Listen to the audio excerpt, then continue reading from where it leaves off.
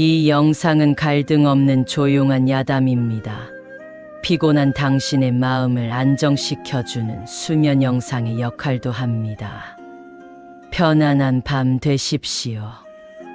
야담 다치지 않은 문이 부른 세 가지 선택.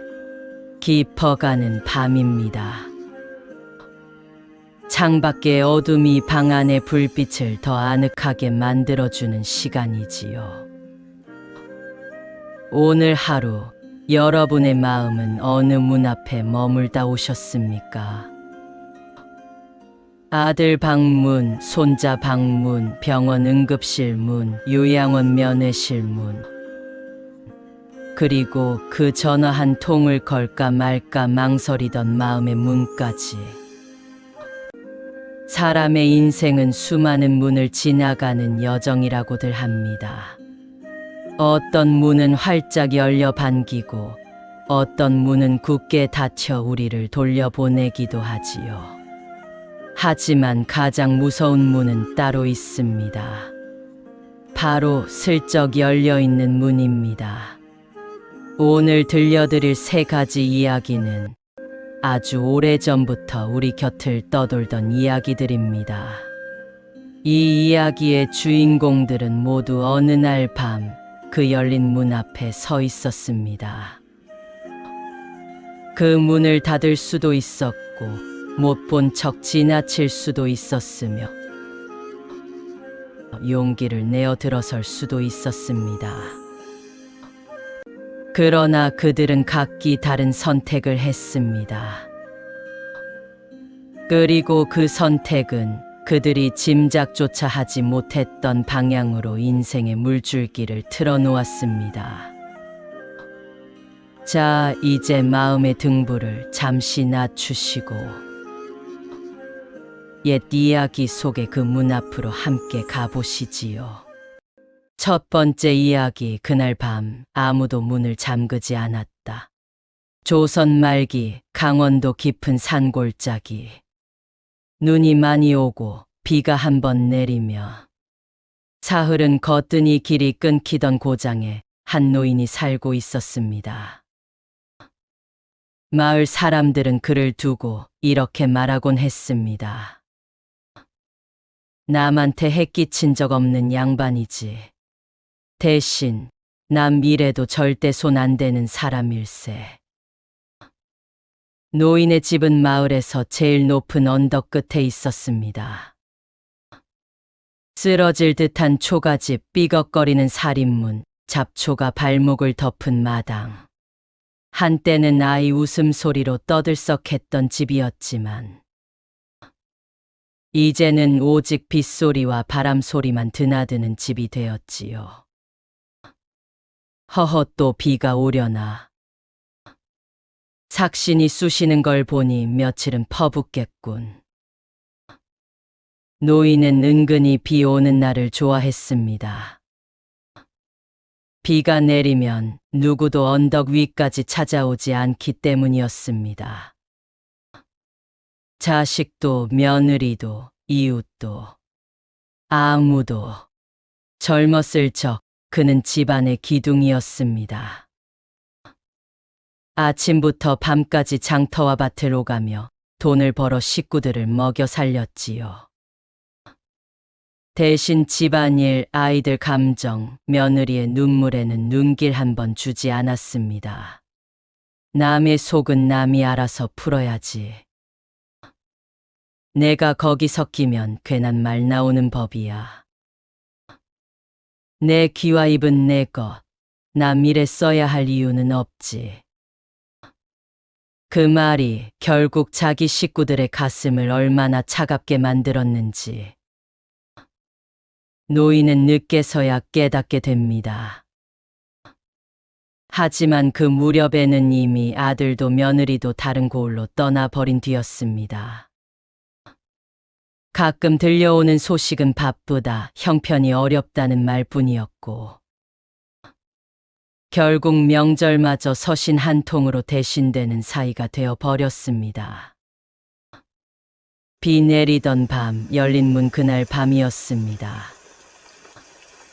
하늘에는 구멍이라도 난 듯 장대비가 쏟아지기 시작했습니다. 지붕 위 기와를 때리는 소리가 마치 누군가 성난 마음을 내려치는 듯 요란했습니다. 바람이 세차게 몰아치며 언덕 위 집의 살인문이 끼익 쾅 소리를 냈습니다. 평소 같으면 노인은 저녁 무렵에 꼭 문을 잠갔습니다. 문 단속은 내 평생 버릇이지. 하지만 그날따라 그는 몸을 일으키지 않았습니다. 에이, 오늘은 그냥 두지 뭐. 이 늦은 밤에 누가 오겠어. 춥고 허리도 아픈데 문은 내일 아침에나 보지. 그때였습니다. 빗소리 사이로 어딘가에서 자그마한 발소리가 들린 것 같았습니다. 또록또록 고인 무릉덩이를 밟고 지나가는 가벼운 발소리. 뒤이어 헛기침 같은 소리가 한 번, 두 번. 이불을 끌어당기며 바람 소리겠지. 설마 이런 밤중에. 게다가 언덕길이 얼마나 험한데.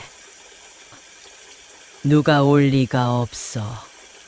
남의 일에 공연히 끼어들어 좋을 것 없지. 노인은 귀를 막듯 이불을 더 깊이 뒤집었었습니다. 문이 툭툭 벽에 부딪히는 소리가 귓가를 때렸지만 그는 끝내 일어나지 않았습니다. 마을 사람들의 말, 그리고 헛간. 어이구, 오늘 비는 진짜 무섭게 오네. 저기 언덕 위 노인네 집 좀 봐. 문이 활짝 열려 있구먼. 가서 닫아줄까? 에이, 괜히 갔다가 왜 남의 집 문을 건드리느냐고 핀잔이나 듣지. 저 양반 성질 모르면 몰라도 별것 아닌 것도 싫어하잖아. 알아서 하겠지, 저 나이에. 마을 사람들은 언덕 아래에서 힐끗 언덕 위를 바라보다가 끝내 발걸음을 돌렸습니다. 누군가는 걱정했지만 괜히 나섰다가 욕 듣지 말자는 말에 마음을 접었습니다. 비는 밤새 내렸고 열린 문은 밤새 바람에 흔들렸습니다. 그 사이로 차가운 공기가 스며들어와 노인의 방 안을 훑고 지나갔습니다. 노인은 몇 번이고 눈을 떴다가 감기를 반복했지만 일어나진 않았습니다. 헛간에서 발견된 아이. 며칠 뒤 비가 그치고 해가 떠올랐을 때 마을은 한바탕 소란에 휩싸였습니다. 마을 사람. 야, 들었어. 언덕 위 노인네 집 헛간에서 애가 하나 나왔대. 뭐라고? 애가 왜 거기서 나와? 노인의 헛간 구석에서 온몸이 젖은 채로 웅크리고 쓰러져 있던 어린 아이가 발견된 것입니다. 아이의 옷은 누더기였고 손은 얼어 있었다고 했습니다. 며칠 동안 제대로 먹지도 못하고 추위와 두려움에 떨다 눈을 감았다 뜬 아이였지요. 마을 사람들이 모여들었습니다. 세상에, 저 어린 것이.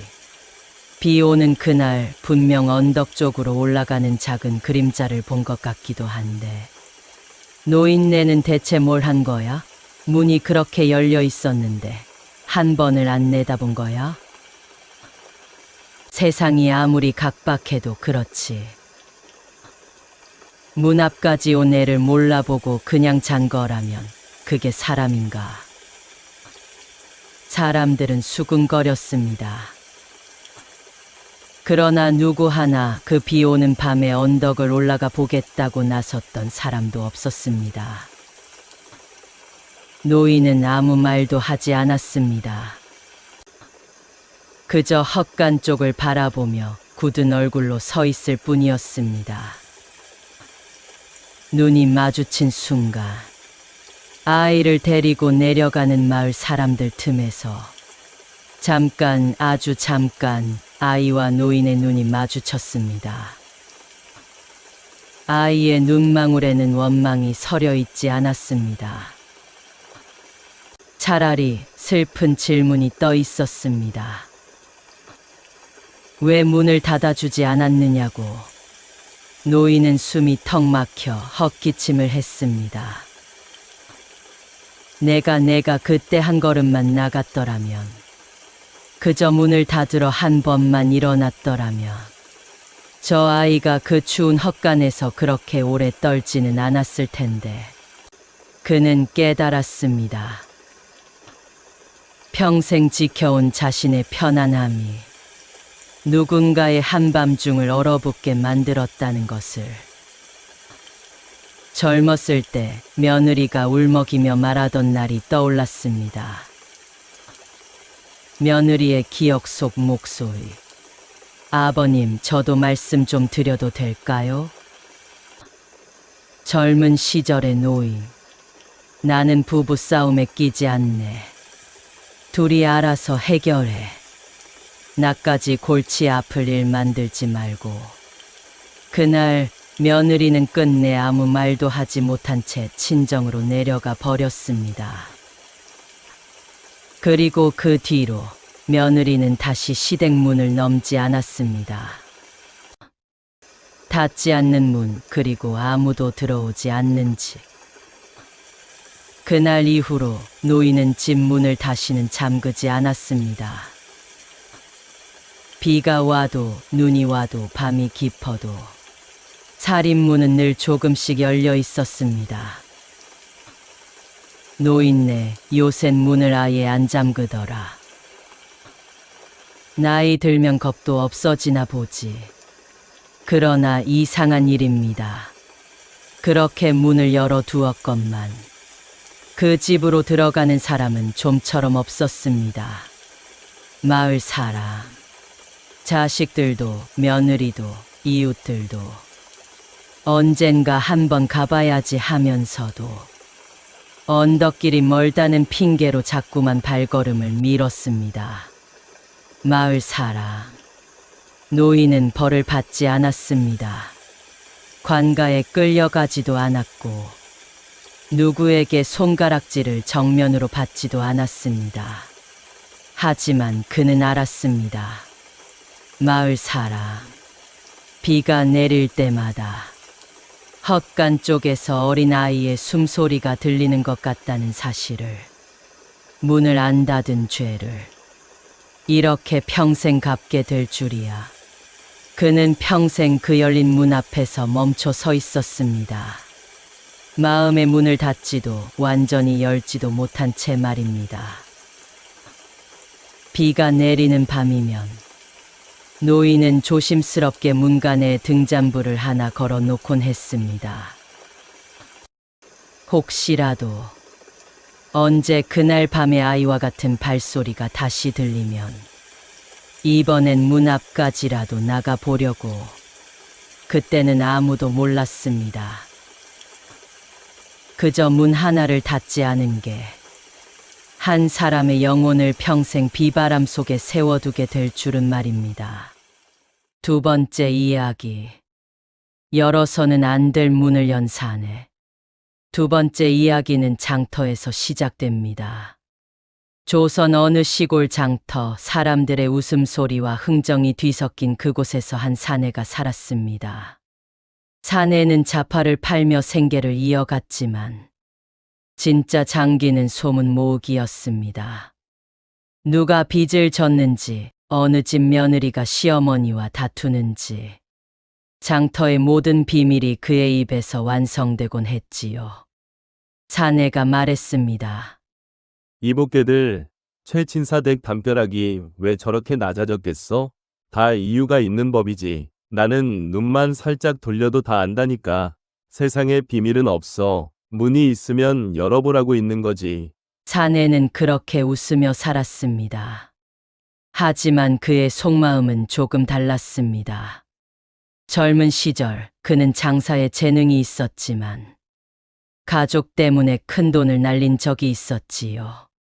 아내가 병으로 먼저 떠난 뒤 혼자 키운 딸이 시집을 가면서 아버지, 시댁에서 돈 좀 빌려주세요 했을 때 사내는 남의 집 사정은 모른다며 외면했습니다. 그 후 딸은 시댁에서 고생하다가 결국 소식조차 끊어졌습니다. 사내는 그때부터 더더욱 남의 집 이야기를 좋아하게 됐습니다. 내 딸처럼 누군가는 지금 울고 있겠지 하며 가을밤 슬쩍 열린 창고 문. 어느 가을밤이었습니다. 사내는 장터에서 술 한 잔 걸치고 집으로 돌아가던 길이었습니다. 마을 끝자락 김거상 집 별채 앞을 지나는데 달빛 아래로 창고 문이 한 뼘쯤 열려 있었습니다. 평소라면 쇠사슬로 굳게 채워진 그 문이요. 사내가 멈춰서며 중얼거렸습니다. 이게 웬일이야? 머슴들이 문 단속을 안 한 건가?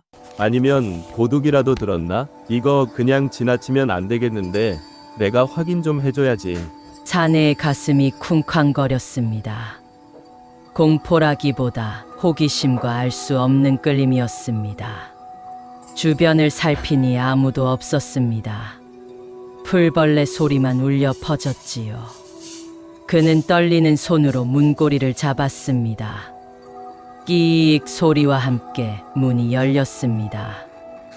안에는 번쩍이는 금은 보화는 없었습니다. 대신 탁자 위에 놓인 문서 꾸러미가 있었습니다. 첫 장 김거상 장남에게 전 재산 상속. 두 번째 장 둘째 며느리 친정집 담보로 500석 빌린 증서. 마지막 장 며느리 몰래 시어머니가 손주 목 빼돌린 장부. 그리고 구석에 웅크린 그림자 하나. 김거상의 둘째 며느리였습니다. 눈물 범벅이 된 채 손에 쥔 빈 문서를 붙잡고 흐느끼고 있었습니다. 사내는 숨조차 쉬지 못했습니다.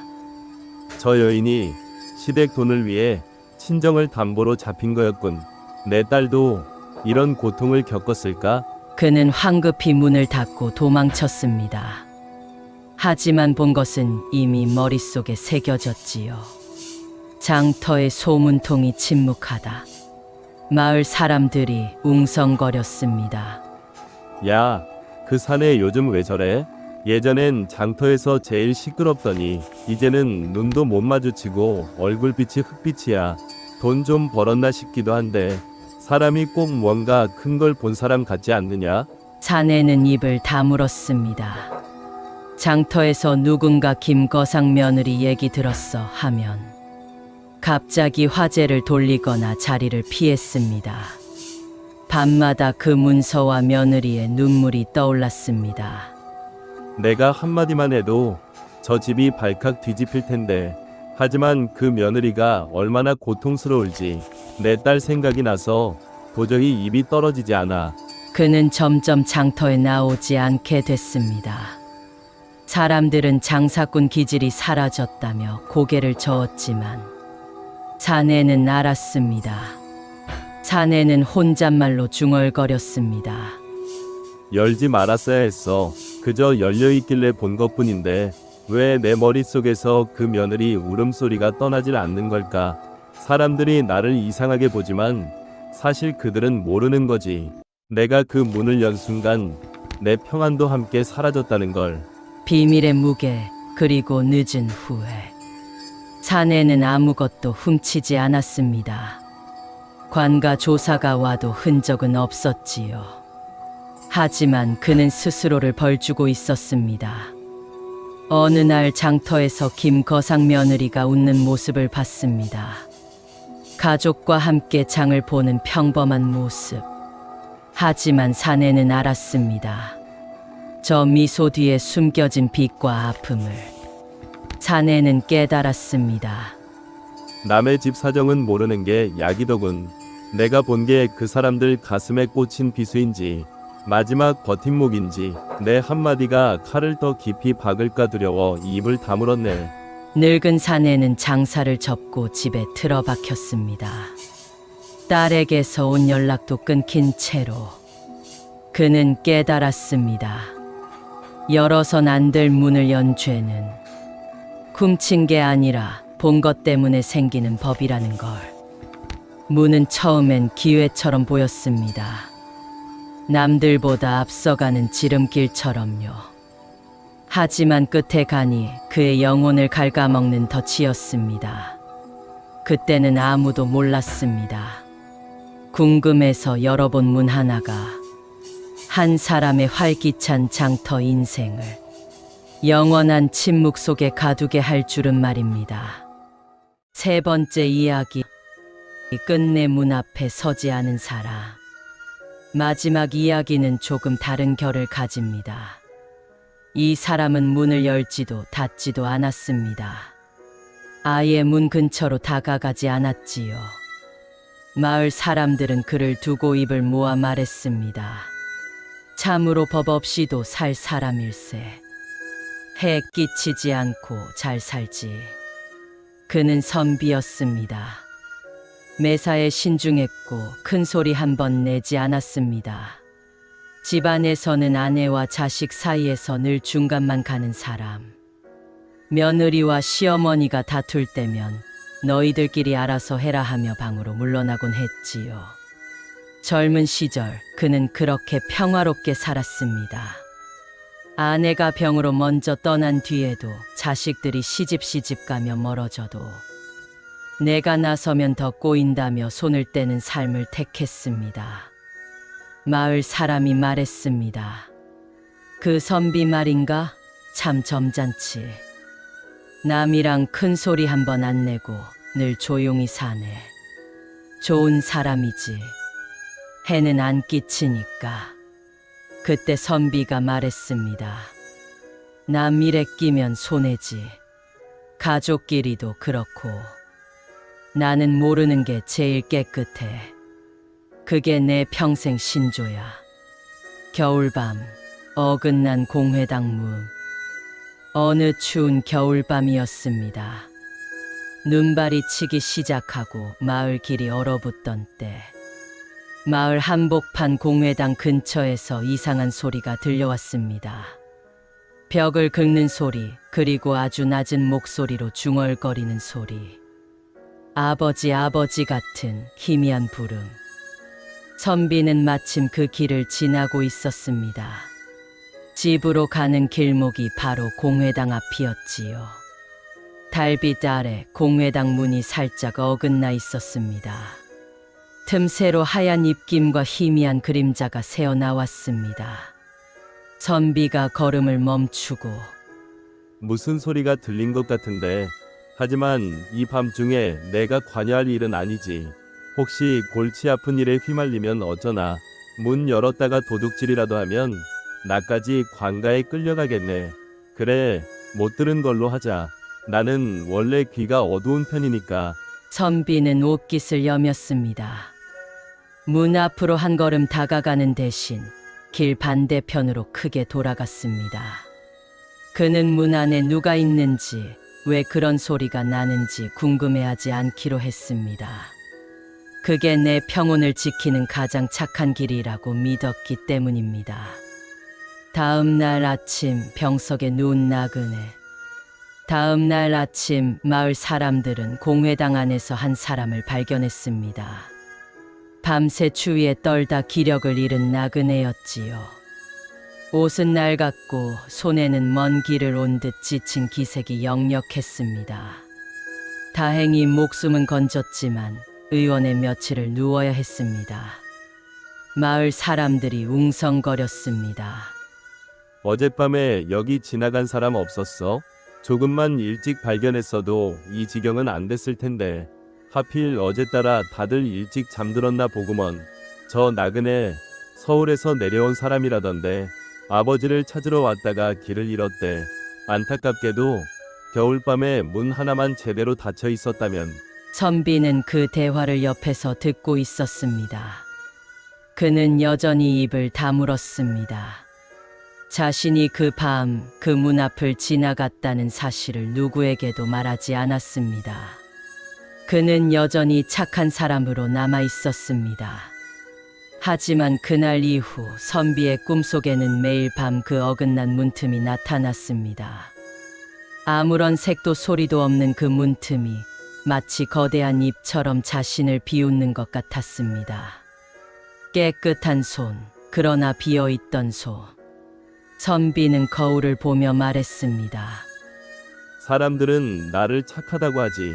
나는 아무도 해치지 않았으니까. 문 열어 불행을 초래한 것도 아니고 문 닫아 누군가를 가둔 것도 아닌데 왜 내 마음은 이토록 무거운 걸까?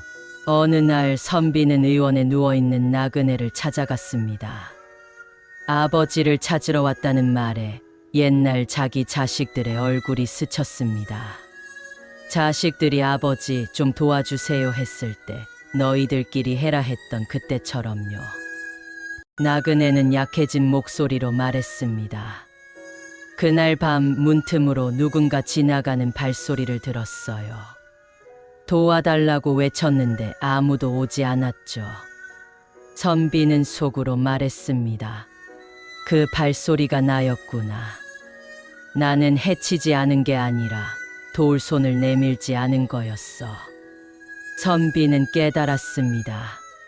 선택하지 않았다는 것, 문 앞에 서지 않았다는 것, 역시 하나의 거대한 선택이었다는 사실을요. 방관은 가장 조용한 폭력이었습니다. 그는 평생을 깨끗한 사람으로 살았지만 정작 필요한 순간에 그의 손은 깨끗한 것이 아니라 비어 있었습니다. 이야기 속 사람들은 그를 비난하지 않았습니다. 왜냐하면 그가 문 앞에 있었다는 사실조차 아무도 몰랐기 때문입니다. 하지만 선비 자신은 알고 있었습니다.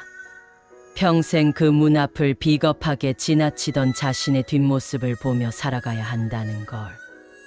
그때는 아무도 몰랐습니다. 문 앞에 서지 않기로 한 그 안일한 마음이 한 사람의 인생을 얼마나 공허하게 만들어버리는지를 말입니다. 에필로그. 오늘 세 사람의 이야기를 들려드렸습니다. 문을 닫지 않아 마음을 잃어버린 노인. 열어서는 안 될 문을 열어 평안을 잃어버린 사내. 그리고 끝내 문 앞에 서지 않아 영혼을 잃어버린 선비. 이들의 이야기는 제각기 달랐지만 결국 하나의 문 앞에서 시작되고 끝이 났습니다. 닫았더라면, 열지 않았더라면, 혹은 용기 있게 들어섰더라면 그들의 삶은 지금과는 조금 다른 풍경이었을지도 모릅니다. 우리는 매일 수많은 문 앞에 섭니다. 가족의 방문, 이웃의 집 문, 그리고 내 마음의 문까지. 병원 침대 난간의 기대, 면회 시간을 기다리던 어르신들의 눈빛. 어쩌면 누군가 문을 열고 들어와 주기를 기다리는 마음이었을 겁니다. 우리도 언젠가 오늘의 이 밤을 떠올리며 말하겠지요. 그때 한 번 더 두드려 볼 걸, 한 번 더 열어볼 걸, 한 번 더 닫아줄 걸 하고요.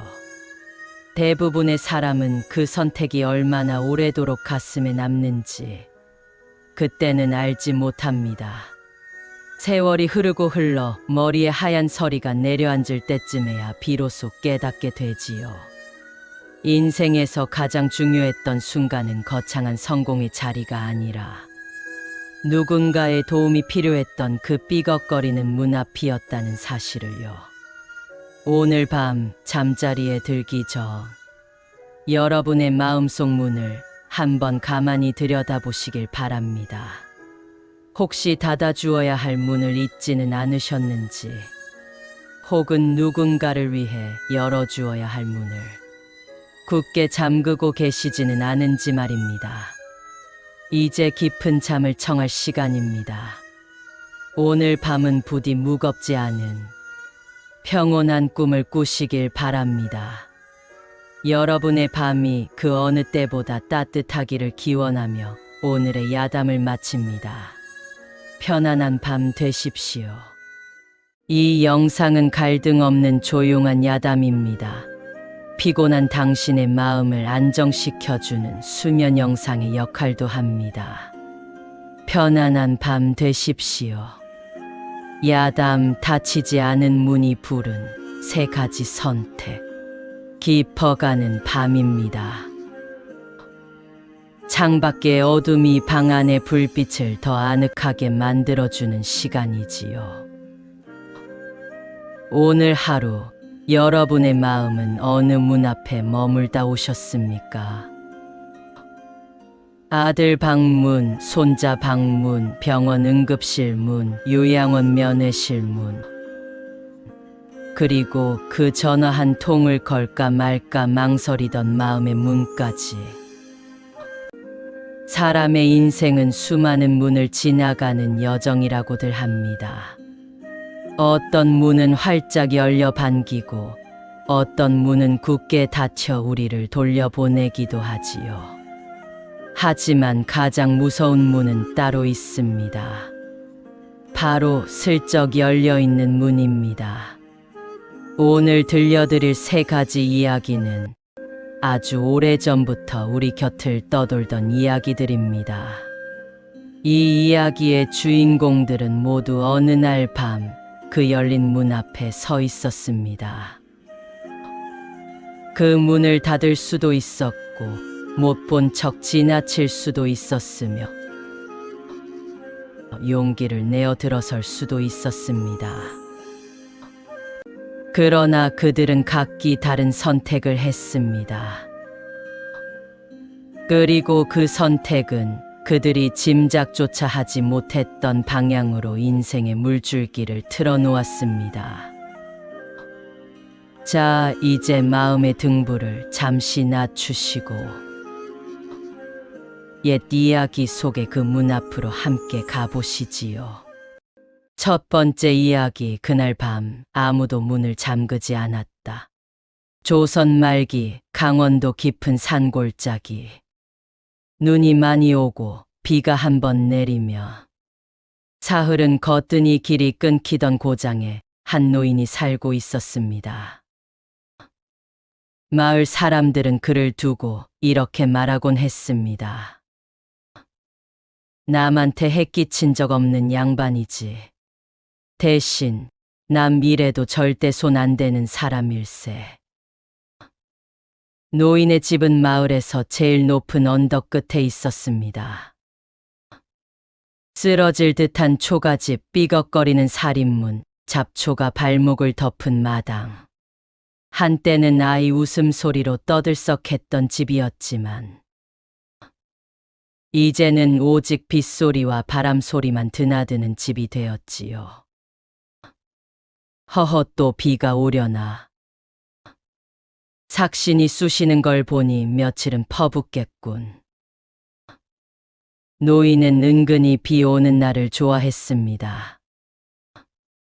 비가 내리면 누구도 언덕 위까지 찾아오지 않기 때문이었습니다. 자식도 며느리도 이웃도 아무도. 젊었을 적 그는 집안의 기둥이었습니다. 아침부터 밤까지 장터와 밭을 오가며 돈을 벌어 식구들을 먹여 살렸지요. 대신 집안일, 아이들 감정, 며느리의 눈물에는 눈길 한 번 주지 않았습니다. 남의 속은 남이 알아서 풀어야지. 내가 거기 섞이면 괜한 말 나오는 법이야. 내 귀와 입은 내 것, 남 일에 써야 할 이유는 없지. 그 말이 결국 자기 식구들의 가슴을 얼마나 차갑게 만들었는지 노인은 늦게서야 깨닫게 됩니다. 하지만 그 무렵에는 이미 아들도 며느리도 다른 곳으로 떠나버린 뒤였습니다. 가끔 들려오는 소식은 바쁘다, 형편이 어렵다는 말뿐이었고 결국 명절마저 서신 한 통으로 대신되는 사이가 되어 버렸습니다. 비 내리던 밤, 열린 문 그날 밤이었습니다. 하늘에는 구멍이라도 난 듯 장대비가 쏟아지기 시작했습니다. 지붕 위 기와를 때리는 소리가 마치 누군가 성난 마음을 내려치는 듯 요란했습니다. 바람이 세차게 몰아치며 언덕 위 집의 살인문이 끼익 소리를 냈습니다. 평소 같으면 노인은 저녁 무렵에 꼭 문을 잠갔습니다. 문단속은 내 평생 버릇이지. 하지만 그날따라 그는 몸을 일으키지 않았습니다. 에이, 오늘은 그냥 두지 뭐. 이 늦은 밤에 누가 오겠어. 춥고 허리도 아픈데 문은 내일 아침에나 보지. 그때였습니다. 빗소리 사이로 어딘가에서 자그마한 발소리가 들린 것 같았습니다. 또록또록 고인 무릉덩이를 밟고 지나가는 가벼운 발소리. 뒤이어 헛기침 같은 소리가 한 번, 두 번. 이불을 끌어당기며 바람 소리겠지. 설마 이런 밤중에. 게다가 언덕길이 얼마나 험한데. 누가 올 리가 없어. 남의 일에 공연히 끼어들어 좋을 것 없지. 노인은 귀를 막듯 이불을 더 깊이 뒤집었었습니다. 문이 툭툭 벽에 부딪히는 소리가 귓가를 때렸지만 그는 끝내 일어나지 않았습니다. 마을 사람들의 말, 그리고 헛간. 어이구, 오늘 비는 진짜 무섭게 오네. 저기 언덕 위 노인네 집 좀 봐. 문이 활짝 열려 있구먼. 가서 닫아줄까? 에이, 괜히 갔다가 왜 남의 집 문을 건드리느냐고 핀잔이나 듣지. 저 양반 성질 모르면 몰라도 별것 아닌 것도 싫어하잖아. 알아서 하겠지, 저 나이에. 마을 사람들은 언덕 아래에서 힐끗 언덕 위를 바라보다가 끝내 발걸음을 돌렸습니다. 누군가는 걱정했지만 괜히 나섰다가 욕 듣지 말자는 말에 마음을 접었습니다. 비는 밤새 내렸고 열린 문은 밤새 바람에 흔들렸습니다. 그 사이로 차가운 공기가 스며들어와 노인의 방 안을 훑고 지나갔습니다. 노인은 몇 번이고 눈을 떴다가 감기를 반복했지만 일어나진 않았습니다. 헛간에서 발견된 아이. 며칠 뒤 비가 그치고 해가 떠올랐을 때 마을은 한바탕 소란에 휩싸였습니다. 마을 사람. 야, 들었어. 언덕 위 노인네 집 헛간에서 애가 하나 나왔대. 뭐라고? 애가 왜 거기서 나와? 노인의 헛간 구석에서 온몸이 젖은 채로 웅크리고 쓰러져 있던 어린 아이가 발견된 것입니다. 아이의 옷은 누더기였고 손은 얼어 있었다고 했습니다. 며칠 동안 제대로 먹지도 못하고 추위와 두려움에 떨다 눈을 감았다 뜬 아이였지요. 마을 사람들이 모여들었습니다. 세상에, 저 어린 것이. 비 오는 그날 분명 언덕 쪽으로 올라가는 작은 그림자를 본 것 같기도 한데 노인네는 대체 뭘 한 거야? 문이 그렇게 열려 있었는데 한 번을 안 내다본 거야? 세상이 아무리 각박해도 그렇지. 문 앞까지 온 애를 몰라보고 그냥 잔 거라면 그게 사람인가? 사람들은 수군거렸습니다. 그러나 누구 하나 그 비 오는 밤에 언덕을 올라가 보겠다고 나섰던 사람도 없었습니다. 노인은 아무 말도 하지 않았습니다. 그저 헛간 쪽을 바라보며 굳은 얼굴로 서 있을 뿐이었습니다. 눈이 마주친 순간 아이를 데리고 내려가는 마을 사람들 틈에서 잠깐, 아주 잠깐 아이와 노인의 눈이 마주쳤습니다. 아이의 눈망울에는 원망이 서려 있지 않았습니다. 차라리 슬픈 질문이 떠 있었습니다. 왜 문을 닫아주지 않았느냐고. 노인은 숨이 턱 막혀 헛기침을 했습니다. 내가 그때 한 걸음만 나갔더라면, 그저 문을 닫으러 한 번만 일어났더라면, 저 아이가 그 추운 헛간에서 그렇게 오래 떨지는 않았을 텐데. 그는 깨달았습니다. 평생 지켜온 자신의 편안함이 누군가의 한밤중을 얼어붙게 만들었다는 것을. 젊었을 때 며느리가 울먹이며 말하던 날이 떠올랐습니다. 며느리의 기억 속 목소리. 아버님, 저도 말씀 좀 드려도 될까요? 젊은 시절의 노인.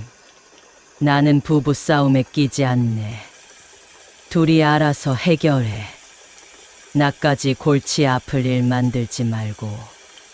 그날 며느리는 끝내 아무 말도 하지 못한 채 친정으로 내려가 버렸습니다.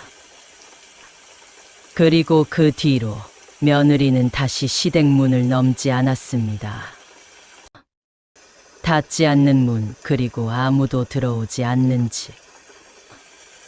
그날 이후로 노인은 집 문을 다시는 잠그지 않았습니다. 비가 와도 눈이 와도 밤이 깊어도 살인문은 늘 조금씩 열려 있었습니다. 노인네, 요샌 문을 아예 안 잠그더라. 나이 들면 겁도 없어지나 보지. 그러나 이상한 일입니다. 그렇게 문을 열어두었건만 그 집으로 들어가는 사람은 좀처럼 없었습니다. 마을 사람, 자식들도, 며느리도, 이웃들도 언젠가 한번 가봐야지 하면서도 언덕길이 멀다는 핑계로 자꾸만 발걸음을 미뤘습니다. 마을 사람, 노인은 벌을 받지 않았습니다. 관가에 끌려가지도 않았고 누구에게 손가락질을 정면으로 받지도 않았습니다. 하지만 그는 알았습니다. 마을 사람, 비가 내릴 때마다 헛간 쪽에서 어린아이의 숨소리가 들리는 것 같다는 사실을, 문을 안 닫은 죄를 이렇게 평생 갚게 될 줄이야. 그는 평생 그 열린 문 앞에서 멈춰 서 있었습니다. 마음의 문을 닫지도 완전히 열지도 못한 채 말입니다. 비가 내리는 밤이면 노인은 조심스럽게 문간에 등잔불을 하나 걸어놓곤 했습니다. 혹시라도 언제 그날 밤의 아이와 같은 발소리가 다시 들리면 이번엔 문 앞까지라도 나가 보려고. 그때는 아무도 몰랐습니다. 그저 문 하나를 닫지 않은 게 한 사람의 영혼을 평생 비바람 속에 세워두게 될 줄은 말입니다. 두 번째 이야기. 열어서는 안 될 문을 연 사내. 두 번째 이야기는 장터에서 시작됩니다. 조선 어느 시골 장터, 사람들의 웃음소리와 흥정이 뒤섞인 그곳에서 한 사내가 살았습니다. 사내는 자파를 팔며 생계를 이어갔지만 진짜 장기는 소문 모으기였습니다. 누가 빚을 졌는지, 어느 집 며느리가 시어머니와 다투는지 장터의 모든 비밀이 그의 입에서 완성되곤 했지요. 사내가 말했습니다. 이복개들, 최친사댁 담벼락이 왜 저렇게 낮아졌겠어? 다 이유가 있는 법이지. 나는 눈만 살짝 돌려도 다 안다니까. 세상에 비밀은 없어. 문이 있으면 열어보라고 있는 거지. 사내는 그렇게 웃으며 살았습니다. 하지만 그의 속마음은 조금 달랐습니다. 젊은 시절 그는 장사에 재능이 있었지만 가족 때문에 큰 돈을 날린 적이 있었지요. 아내가 병으로 먼저 떠난 뒤 혼자 키운 딸이 시집을 가면서 아버지, 시댁에서 돈 좀 빌려주세요 했을 때 사내는 남의 집 사정은 모른다며 외면했습니다. 그 후 딸은 시댁에서 고생하다가 결국 소식조차 끊어졌습니다. 사내는 그때부터 더더욱 남의 집 이야기를 좋아하게 됐습니다. 내 딸처럼 누군가는 지금 울고 있겠지 하며 가을밤 슬쩍 열린 창고 문. 어느 가을밤이었습니다. 사내는 장터에서 술 한 잔 걸치고 집으로 돌아가던 길이었습니다. 마을 끝자락 김거상 집 별채 앞을 지나는데 달빛 아래로 창고 문이 한 뼘쯤 열려 있었습니다. 평소라면 쇠사슬로 굳게 채워진 그 문이요. 사내가 멈춰서며 중얼거렸습니다. 이게 웬일이야. 머슴들이 문 단속을 안 한 건가? 아니면 도둑이라도 들었나? 이거 그냥 지나치면 안 되겠는데 내가 확인 좀 해줘야지. 사내의 가슴이 쿵쾅거렸습니다. 공포라기보다 호기심과 알 수 없는 끌림이었습니다. 주변을 살피니 아무도 없었습니다. 풀벌레 소리만 울려 퍼졌지요. 그는 떨리는 손으로 문고리를 잡았습니다. 끼익 소리와 함께 문이 열렸습니다. 안에는 번쩍이는 금은 보화는 없었습니다. 대신 탁자 위에 놓인 문서 꾸러미가 있었습니다. 첫 장 김거상 장남에게 전 재산 상속. 두 번째 장 둘째 며느리 친정집 담보로 500석 빌린 증서. 마지막 장 며느리 몰래 시어머니가 손주 목 빼돌린 장부. 그리고 구석에 웅크린 그림자 하나. 김거상의 둘째 며느리였습니다. 눈물 범벅이 된 채 손에 쥔 빈 문서를 붙잡고 흐느끼고 있었습니다.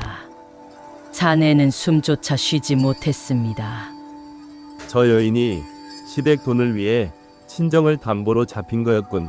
내 딸도 이런 고통을 겪었을까? 그는 황급히 문을 닫고 도망쳤습니다. 하지만 본 것은 이미 머릿속에 새겨졌지요. 장터의 소문통이 침묵하다. 마을 사람들이 웅성거렸습니다.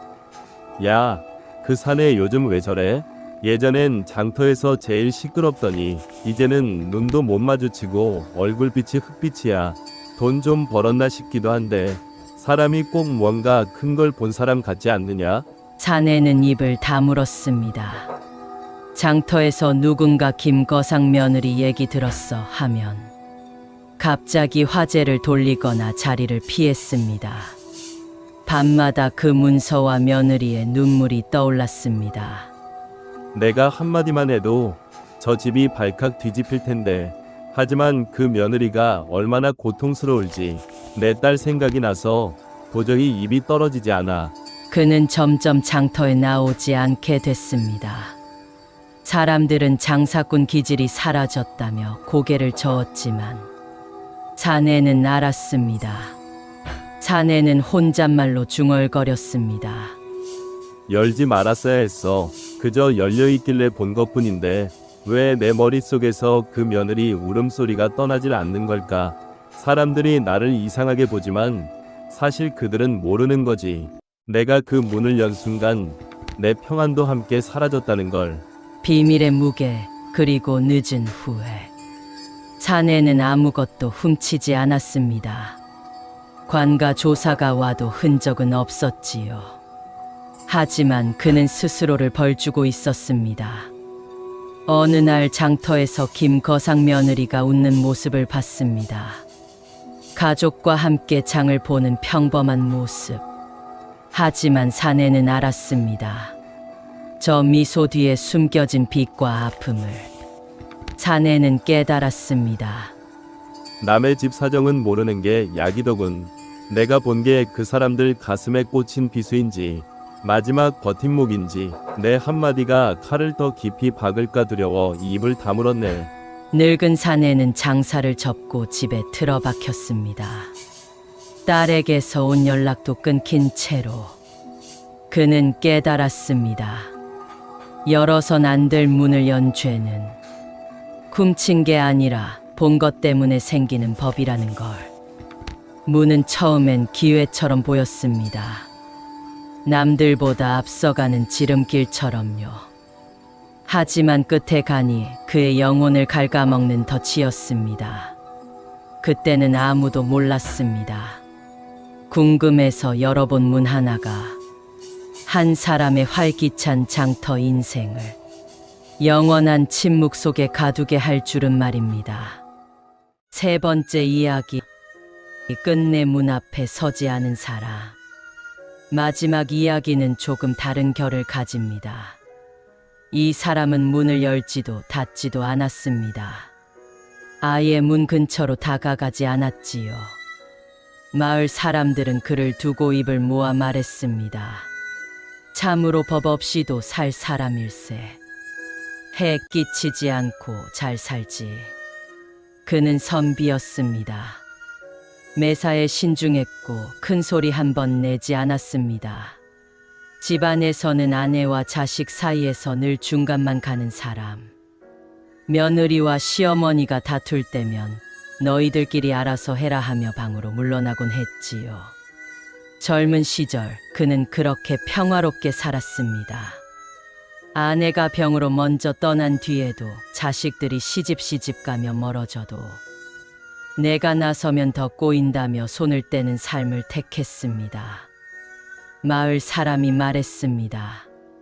그 선비 말인가? 참 점잖지. 남이랑 큰 소리 한 번 안 내고 늘 조용히 사네. 좋은 사람이지. 해는 안 끼치니까. 그때 선비가 말했습니다. 남 일에 끼면 손해지. 가족끼리도 그렇고. 나는 모르는 게 제일 깨끗해. 그게 내 평생 신조야. 겨울밤, 어긋난 공회당 문. 어느 추운 겨울밤이었습니다. 눈발이 치기 시작하고 마을 길이 얼어붙던 때, 마을 한복판 공회당 근처에서 이상한 소리가 들려왔습니다. 벽을 긁는 소리, 그리고 아주 낮은 목소리로 중얼거리는 소리. 아버지 아버지 같은 희미한 부름. 선비는 마침 그 길을 지나고 있었습니다. 집으로 가는 길목이 바로 공회당 앞이었지요. 달빛 아래 공회당 문이 살짝 어긋나 있었습니다. 틈새로 하얀 입김과 희미한 그림자가 새어나왔습니다. 선비가 걸음을 멈추고 무슨 소리가 들린 것 같은데. 하지만 이 밤중에 내가 관여할 일은 아니지. 혹시 골치 아픈 일에 휘말리면 어쩌나. 문 열었다가 도둑질이라도 하면 나까지 관가에 끌려가겠네. 그래, 못 들은 걸로 하자. 나는 원래 귀가 어두운 편이니까. 선비는 옷깃을 여몄습니다.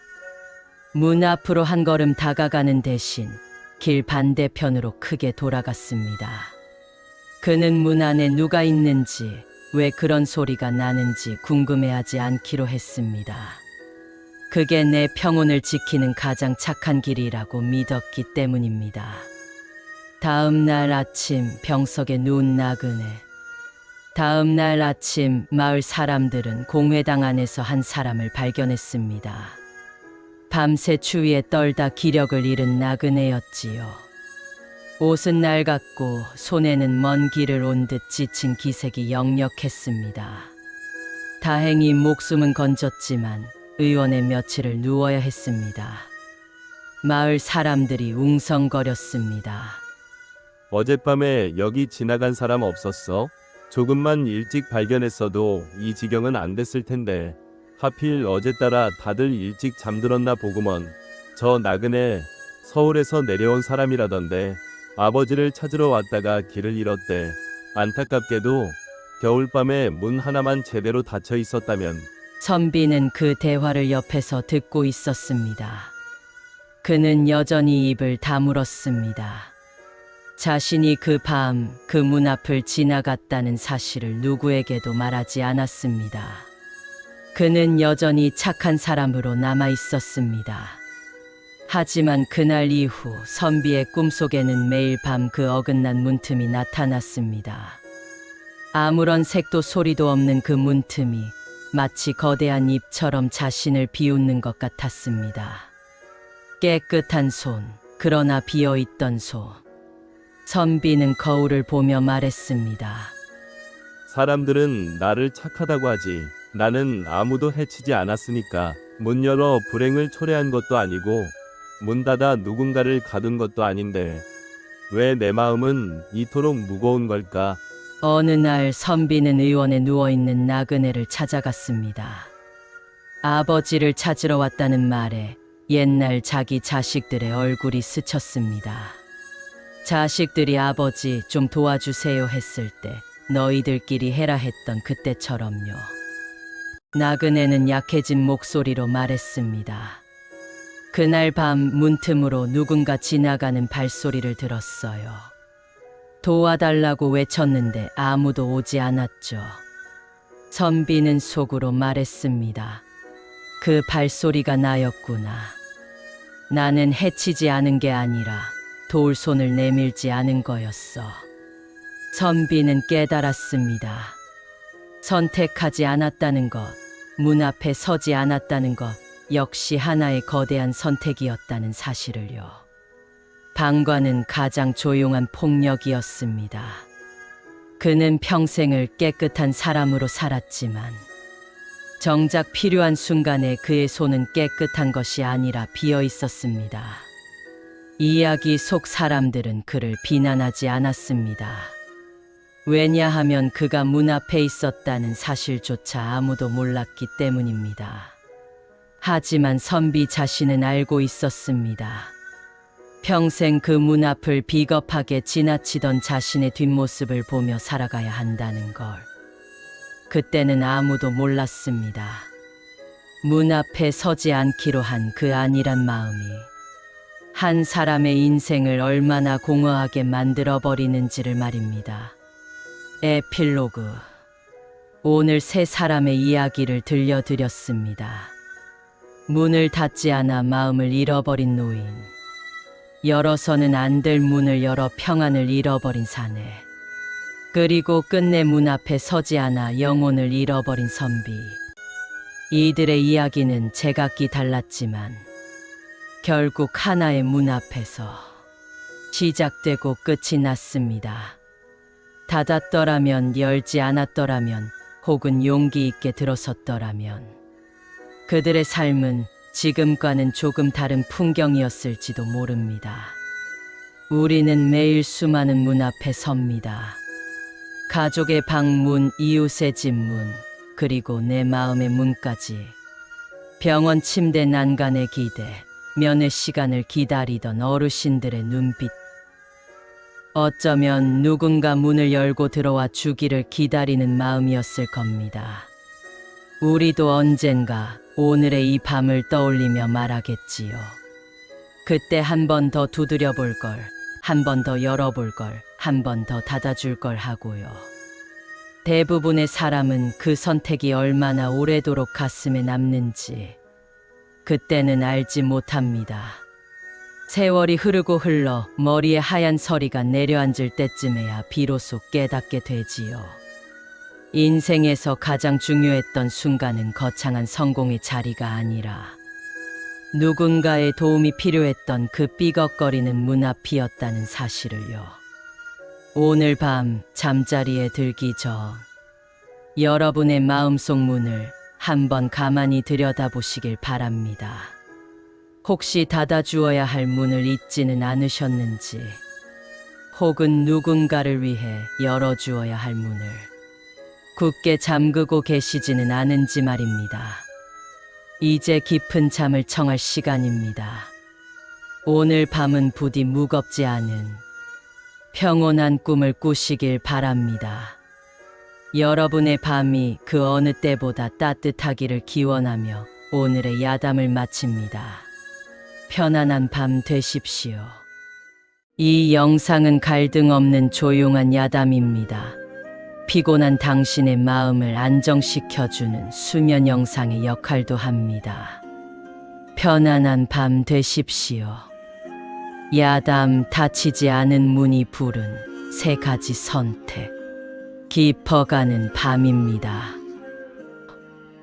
창밖의 어둠이 방 안의 불빛을 더 아늑하게 만들어주는 시간이지요.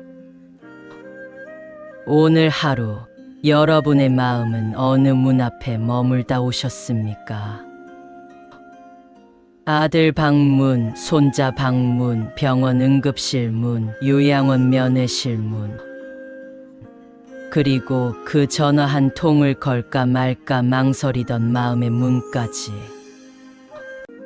사람의 인생은 수많은 문을 지나가는 여정이라고들 합니다. 어떤 문은 활짝 열려 반기고 어떤 문은 굳게 닫혀 우리를 돌려보내기도 하지요. 하지만 가장 무서운 문은 따로 있습니다. 바로 슬쩍 열려있는 문입니다. 오늘 들려드릴 세 가지 이야기는 아주 오래전부터 우리 곁을 떠돌던 이야기들입니다. 이 이야기의 주인공들은 모두 어느 날 밤 그 열린 문 앞에 서 있었습니다. 그 문을 닫을 수도 있었고 못 본 척 지나칠 수도 있었으며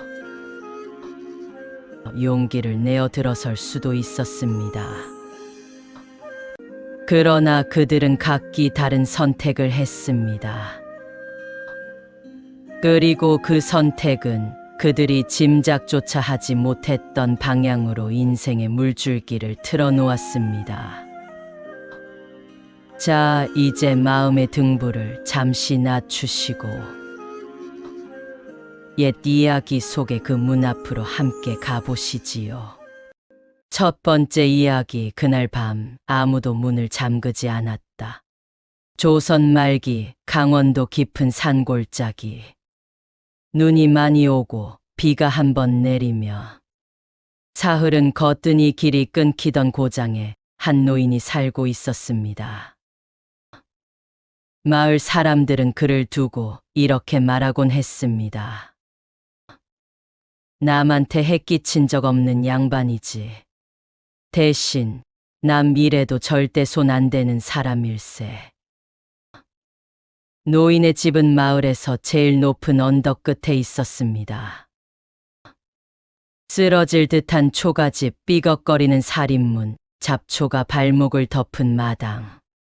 한때는 아이 웃음소리로 떠들썩했던 집이었지만 이제는 오직 빗소리와 바람소리만 드나드는 집이 되었지요. 허허, 또 비가 오려나. 삭신이 쑤시는 걸 보니 며칠은 퍼붓겠군. 노인은 은근히 비 오는 날을 좋아했습니다. 비가 내리면 누구도 언덕 위까지 찾아오지 않기 때문이었습니다. 자식도 며느리도 이웃도 아무도. 젊었을 적 그는 집안의 기둥이었습니다. 아침부터 밤까지 장터와 밭을 오가며 돈을 벌어 식구들을 먹여 살렸지요. 대신 집안일, 아이들 감정, 며느리의 눈물에는 눈길 한 번 주지 않았습니다. 남의 속은 남이 알아서 풀어야지. 내가 거기 섞이면 괜한 말 나오는 법이야. 내 귀와 입은 내 것, 남 일에 써야 할 이유는 없지. 그 말이 결국 자기 식구들의 가슴을 얼마나 차갑게 만들었는지 노인은 늦게서야 깨닫게 됩니다. 하지만 그 무렵에는 이미 아들도 며느리도 다른 곳으로 떠나버린 뒤였습니다. 가끔 들려오는 소식은 바쁘다, 형편이 어렵다는 말뿐이었고 결국 명절마저 서신 한 통으로 대신되는 사이가 되어 버렸습니다. 비 내리던 밤, 열린 문 그날 밤이었습니다. 하늘에는 구멍이라도 난 듯 장대비가 쏟아지기 시작했습니다. 지붕 위 기와를 때리는 소리가 마치 누군가 성난 마음을 내려치는 듯 요란했습니다. 바람이 세차게 몰아치며 언덕 위 집의 살인문이 끼익 쾅 소리를 냈습니다. 평소 같으면 노인은 저녁 무렵에 꼭 문을 잠갔습니다. 문 단속은 내 평생 버릇이지.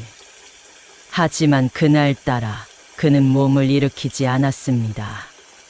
에이, 오늘은 그냥 두지 뭐. 이 늦은 밤에 누가 오겠어. 춥고 허리도 아픈데 문은 내일 아침에나 보지. 그때였습니다. 빗소리 사이로 어딘가에서 자그마한 발소리가 들린 것 같았습니다. 또록또록 고인 무릉덩이를 밟고 지나가는 가벼운 발소리. 뒤이어 헛기침 같은 소리가 한 번, 두 번. 이불을 끌어당기며 바람 소리겠지. 설마 이런 밤중에. 게다가 언덕길이 얼마나 험한데. 누가 올 리가 없어. 남의 일에 공연히 끼어들어 좋을 것 없지.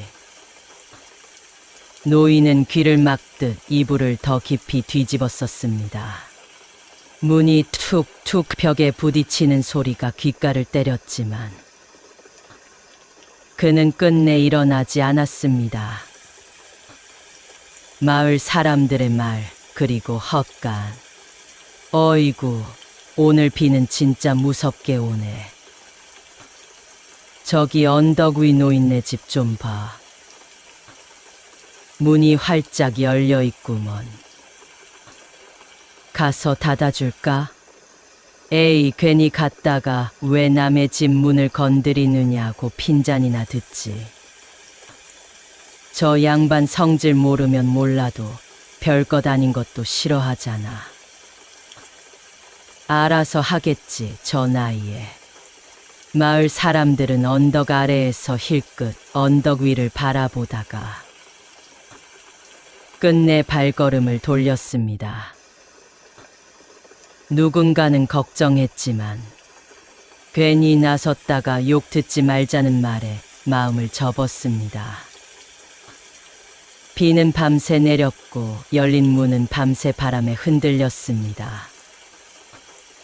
그 사이로 차가운 공기가 스며들어와 노인의 방 안을 훑고 지나갔습니다.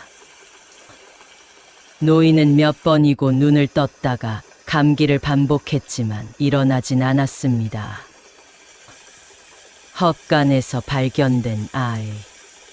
며칠 뒤 비가 그치고 해가 떠올랐을 때 마을은 한바탕 소란에 휩싸였습니다. 마을 사람. 야, 들었어. 언덕 위 노인네 집 헛간에서 애가 하나 나왔대. 뭐라고? 애가 왜 거기서 나와?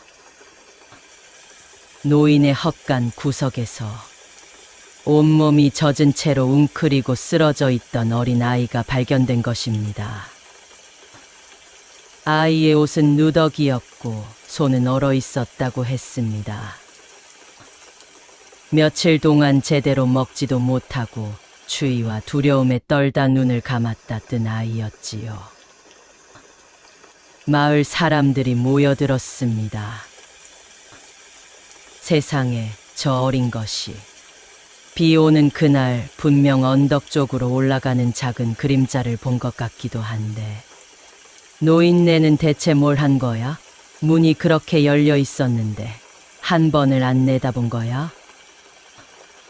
세상이 아무리 각박해도 그렇지. 문 앞까지 온 애를 몰라보고 그냥 잔 거라면 그게 사람인가? 사람들은 수군거렸습니다. 그러나 누구 하나 그 비 오는 밤에 언덕을 올라가 보겠다고 나섰던 사람도 없었습니다. 노인은 아무 말도 하지 않았습니다. 그저 헛간 쪽을 바라보며 굳은 얼굴로 서 있을 뿐이었습니다. 눈이 마주친 순간 아이를 데리고 내려가는 마을 사람들 틈에서 잠깐, 아주 잠깐 아이와 노인의 눈이 마주쳤습니다. 아이의 눈망울에는 원망이 서려 있지 않았습니다. 차라리 슬픈 질문이 떠 있었습니다. 왜 문을 닫아주지 않았느냐고. 노인은 숨이 턱 막혀 헛기침을 했습니다. 내가 그때 한 걸음만 나갔더라면, 그저 문을 닫으러 한 번만 일어났더라면, 저 아이가 그 추운 헛간에서 그렇게 오래 떨지는 않았을 텐데. 그는 깨달았습니다. 평생 지켜온 자신의 편안함이 누군가의 한밤중을 얼어붙게 만들었다는 것을. 젊었을 때 며느리가 울먹이며 말하던 날이 떠올랐습니다. 며느리의 기억 속 목소리. 아버님, 저도 말씀 좀 드려도 될까요? 젊은 시절의 노인. 나는 부부 싸움에 끼지 않네. 둘이 알아서 해결해. 나까지 골치 아플 일 만들지 말고. 그날 며느리는 끝내 아무 말도 하지 못한 채 친정으로 내려가 버렸습니다. 그리고 그 뒤로 며느리는 다시 시댁문을 넘지 않았습니다. 닫지 않는 문, 그리고 아무도 들어오지 않는 집. 그날 이후로 노인은 집 문을 다시는 잠그지 않았습니다.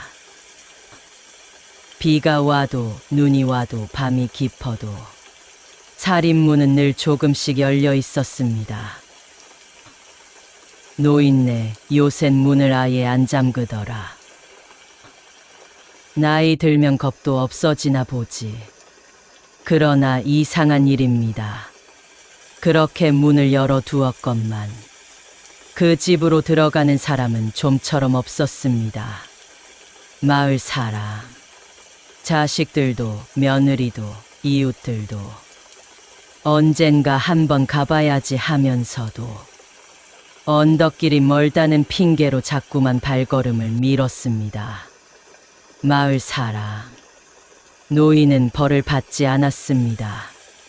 관가에 끌려가지도 않았고 누구에게 손가락질을 정면으로 받지도 않았습니다. 하지만 그는 알았습니다. 마을 사람, 비가 내릴 때마다 헛간 쪽에서 어린아이의 숨소리가 들리는 것 같다는 사실을, 문을 안 닫은 죄를 이렇게 평생 갚게 될 줄이야. 그는 평생 그 열린 문 앞에서 멈춰 서 있었습니다. 마음의 문을 닫지도 완전히 열지도 못한 채 말입니다.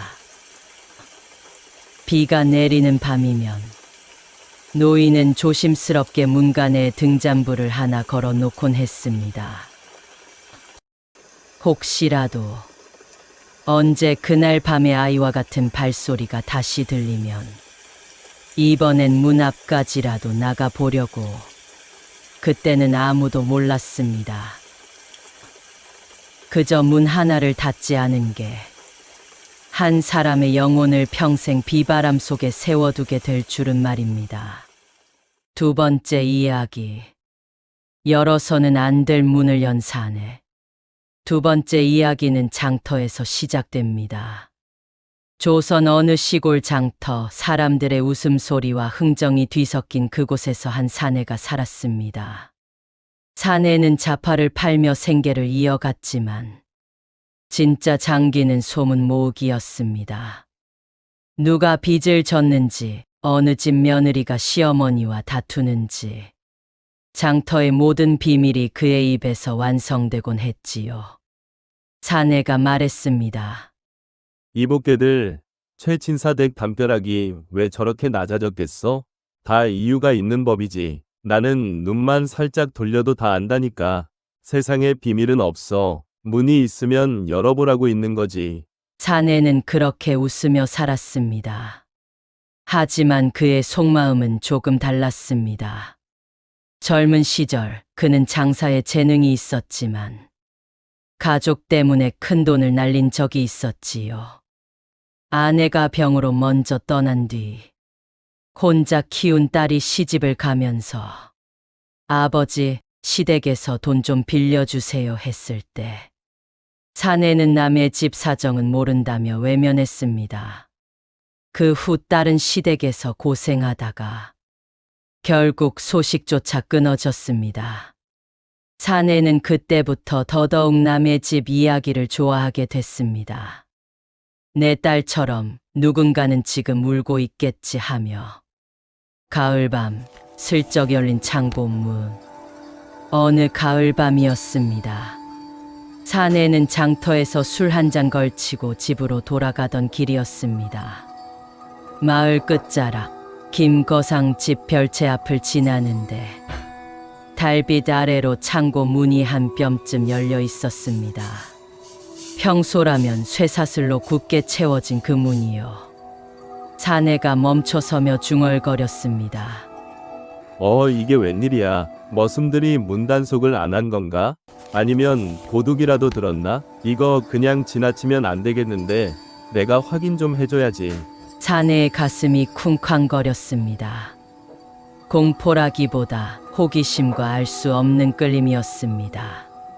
주변을 살피니 아무도 없었습니다. 풀벌레 소리만 울려 퍼졌지요. 그는 떨리는 손으로 문고리를 잡았습니다. 끼익 소리와 함께 문이 열렸습니다. 안에는 번쩍이는 금은 보화는 없었습니다. 대신 탁자 위에 놓인 문서 꾸러미가 있었습니다. 첫 장 김거상 장남에게 전 재산 상속. 두 번째 장 둘째 며느리 친정집 담보로 500석 빌린 증서. 마지막 장 며느리 몰래 시어머니가 손주 목 빼돌린 장부. 그리고 구석에 웅크린 그림자 하나. 김거상의 둘째 며느리였습니다. 눈물 범벅이 된 채 손에 쥔 빈 문서를 붙잡고 흐느끼고 있었습니다. 사내는 숨조차 쉬지 못했습니다. 저 여인이 시댁 돈을 위해 친정을 담보로 잡힌 거였군. 내 딸도 이런 고통을 겪었을까? 그는 황급히 문을 닫고 도망쳤습니다. 하지만 본 것은 이미 머릿속에 새겨졌지요. 장터의 소문통이 침묵하다. 마을 사람들이 웅성거렸습니다. 야, 그 사내 요즘 왜 저래? 예전엔 장터에서 제일 시끄럽더니 이제는 눈도 못 마주치고 얼굴빛이 흑빛이야. 돈 좀 벌었나 싶기도 한데 사람이 꼭 뭔가 큰 걸 본 사람 같지 않느냐? 사내는 입을 다물었습니다. 장터에서 누군가 김거상 며느리 얘기 들었어 하면 갑자기 화제를 돌리거나 자리를 피했습니다. 밤마다 그 문서와 며느리의 눈물이 떠올랐습니다. 내가 한마디만 해도 저 집이 발칵 뒤집힐 텐데. 하지만 그 며느리가 얼마나 고통스러울지 내 딸 생각이 나서 도저히 입이 떨어지지 않아. 그는 점점 장터에 나오지 않게 됐습니다.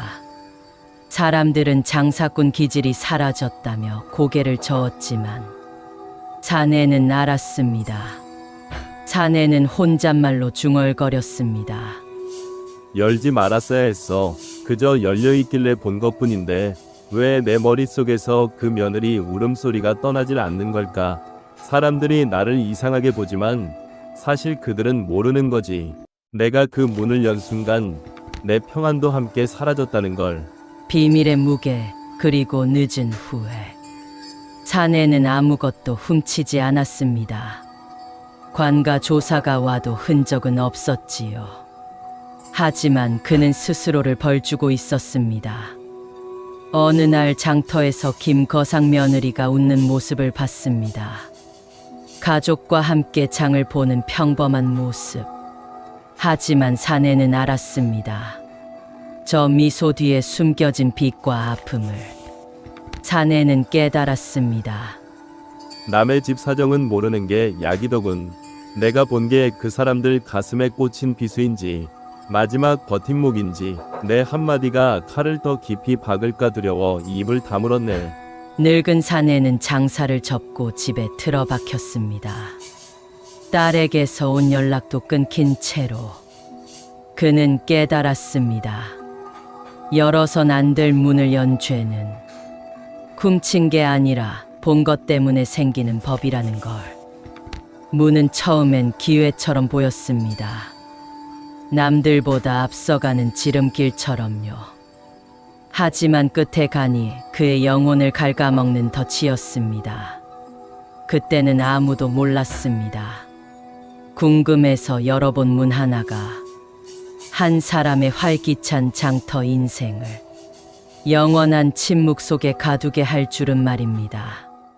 세 번째 이야기. 끝내 문 앞에 서지 않은 사람. 마지막 이야기는 조금 다른 결을 가집니다.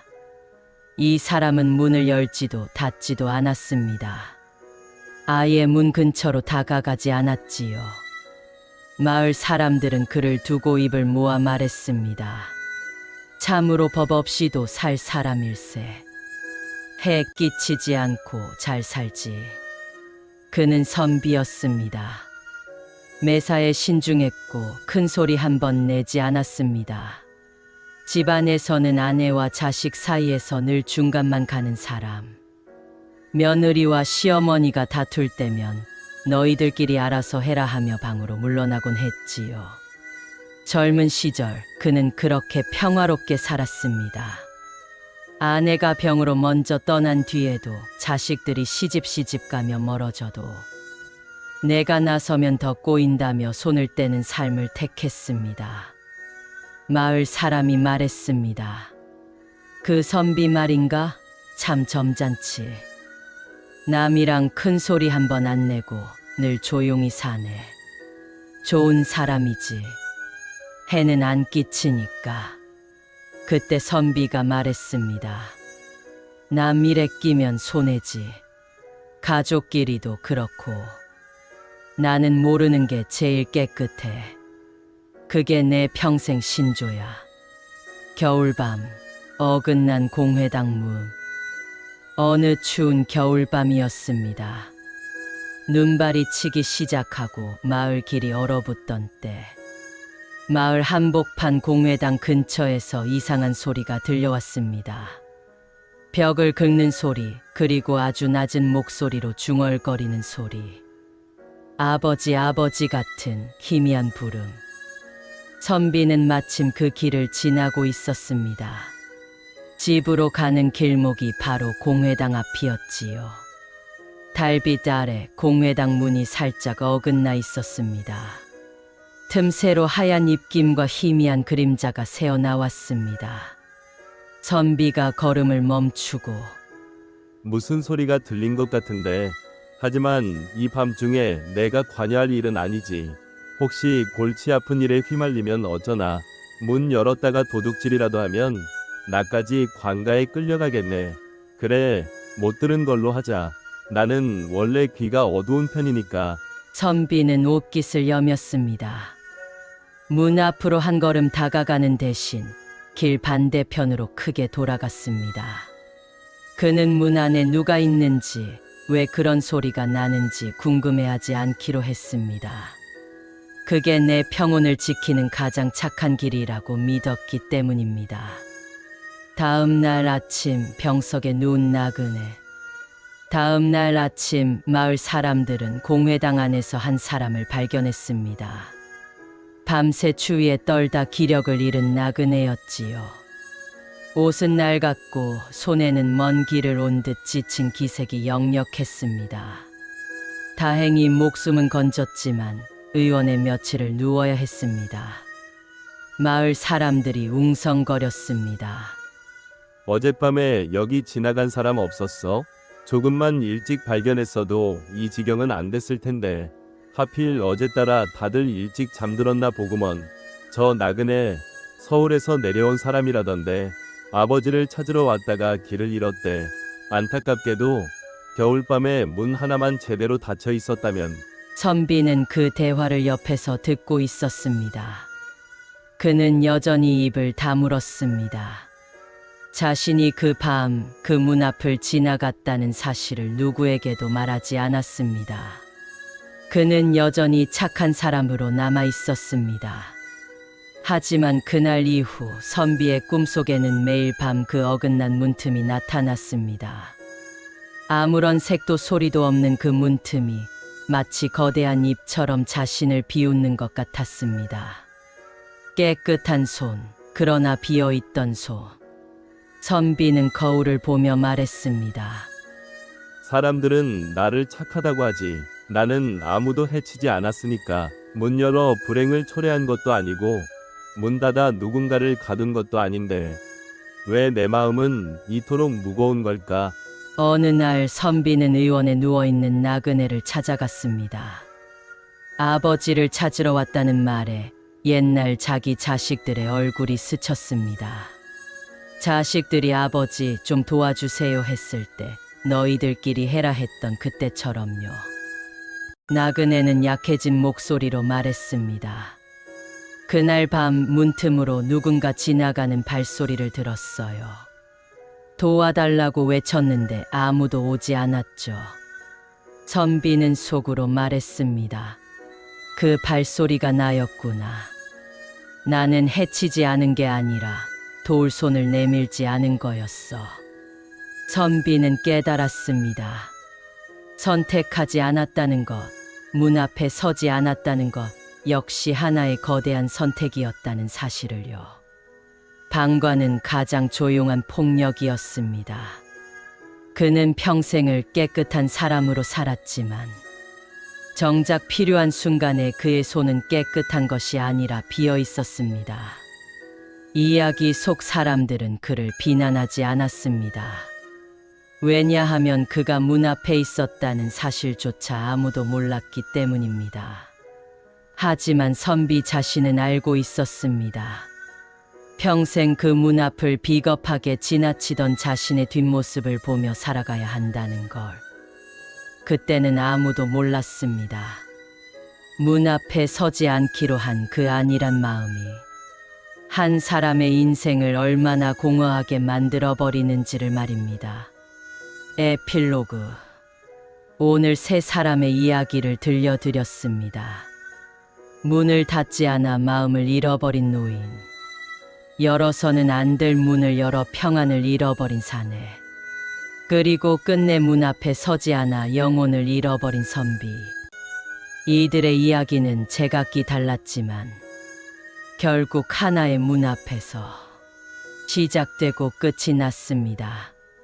닫았더라면, 열지 않았더라면, 혹은 용기 있게 들어섰더라면 그들의 삶은 지금과는 조금 다른 풍경이었을지도 모릅니다. 우리는 매일 수많은 문 앞에 섭니다.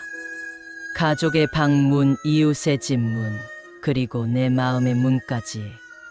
병원 침대 난간의 기대, 면회 시간을 기다리던 어르신들의 눈빛. 어쩌면 누군가 문을 열고 들어와 주기를 기다리는 마음이었을 겁니다. 우리도 언젠가 오늘의 이 밤을 떠올리며 말하겠지요. 그때 한 번 더 두드려 볼 걸, 한 번 더 열어볼 걸, 한 번 더 닫아줄 걸 하고요. 대부분의 사람은 그 선택이 얼마나 오래도록 가슴에 남는지 그때는 알지 못합니다. 세월이 흐르고 흘러 머리에 하얀 서리가 내려앉을 때쯤에야 비로소 깨닫게 되지요. 인생에서 가장 중요했던 순간은 거창한 성공의 자리가 아니라 누군가의 도움이 필요했던 그 삐걱거리는 문 앞이었다는 사실을요. 오늘 밤 잠자리에 들기 전 여러분의 마음속 문을 한번 가만히 들여다보시길 바랍니다. 혹시 닫아주어야 할 문을 잊지는 않으셨는지, 혹은 누군가를 위해 열어주어야 할 문을 굳게 잠그고 계시지는 않은지 말입니다. 이제 깊은 잠을 청할 시간입니다. 오늘 밤은 부디 무겁지 않은 평온한 꿈을 꾸시길 바랍니다. 여러분의 밤이 그 어느 때보다 따뜻하기를 기원하며 오늘의 야담을 마칩니다. 편안한 밤 되십시오. 이 영상은 갈등 없는 조용한 야담입니다. 피곤한 당신의 마음을 안정시켜주는 수면 영상의 역할도 합니다. 편안한 밤 되십시오. 야담 닫히지 않은 문이 부른 세 가지 선택. 깊어가는 밤입니다. 창밖의 어둠이 방 안의 불빛을 더 아늑하게 만들어주는 시간이지요. 오늘 하루 여러분의 마음은 어느 문 앞에 머물다 오셨습니까? 아들 방문, 손자 방문, 병원 응급실 문, 요양원 면회실 문, 그리고 그 전화 한 통을 걸까 말까 망설이던 마음의 문까지. 사람의 인생은 수많은 문을 지나가는 여정이라고들 합니다. 어떤 문은 활짝 열려 반기고 어떤 문은 굳게 닫혀 우리를 돌려보내기도 하지요. 하지만 가장 무서운 문은 따로 있습니다. 바로 슬쩍 열려있는 문입니다. 오늘 들려드릴 세 가지 이야기는 아주 오래전부터 우리 곁을 떠돌던 이야기들입니다. 이 이야기의 주인공들은 모두 어느 날 밤 그 열린 문 앞에 서 있었습니다. 그 문을 닫을 수도 있었고 못 본 척 지나칠 수도 있었으며 용기를 내어 들어설 수도 있었습니다. 그러나 그들은 각기 다른 선택을 했습니다. 그리고 그 선택은 그들이 짐작조차 하지 못했던 방향으로 인생의 물줄기를 틀어놓았습니다.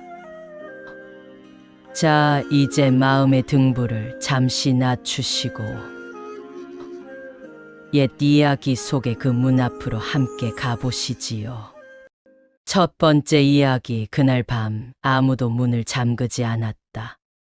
조선 말기 강원도 깊은 산골짜기. 눈이 많이 오고 비가 한 번 내리며 사흘은 거뜬히 길이 끊기던 고장에 한 노인이 살고 있었습니다. 마을 사람들은 그를 두고 이렇게 말하곤 했습니다. 남한테 해 끼친 적 없는 양반이지. 대신 남 일에도 절대 손 안 대는 사람일세. 노인의 집은 마을에서 제일 높은 언덕 끝에 있었습니다. 쓰러질 듯한 초가집, 삐걱거리는 살인문, 잡초가 발목을 덮은 마당. 한때는 아이 웃음소리로 떠들썩했던 집이었지만 이제는 오직 빗소리와 바람소리만 드나드는 집이 되었지요. 허허, 또 비가 오려나. 삭신이 쑤시는 걸 보니 며칠은 퍼붓겠군. 노인은 은근히 비 오는 날을 좋아했습니다. 비가 내리면 누구도 언덕 위까지 찾아오지 않기 때문이었습니다. 자식도 며느리도 이웃도 아무도. 젊었을 적 그는 집안의 기둥이었습니다. 아침부터 밤까지 장터와 밭을 오가며 돈을 벌어 식구들을 먹여 살렸지요. 대신 집안일, 아이들 감정, 며느리의 눈물에는 눈길 한 번 주지 않았습니다. 남의 속은 남이 알아서 풀어야지. 내가 거기 섞이면 괜한 말 나오는 법이야. 내 귀와 입은 내 것, 남 일에 써야 할 이유는 없지. 그 말이 결국 자기 식구들의 가슴을 얼마나 차갑게 만들었는지 노인은 늦게서야 깨닫게 됩니다. 하지만 그 무렵에는 이미 아들도 며느리도 다른 곳으로 떠나버린 뒤였습니다.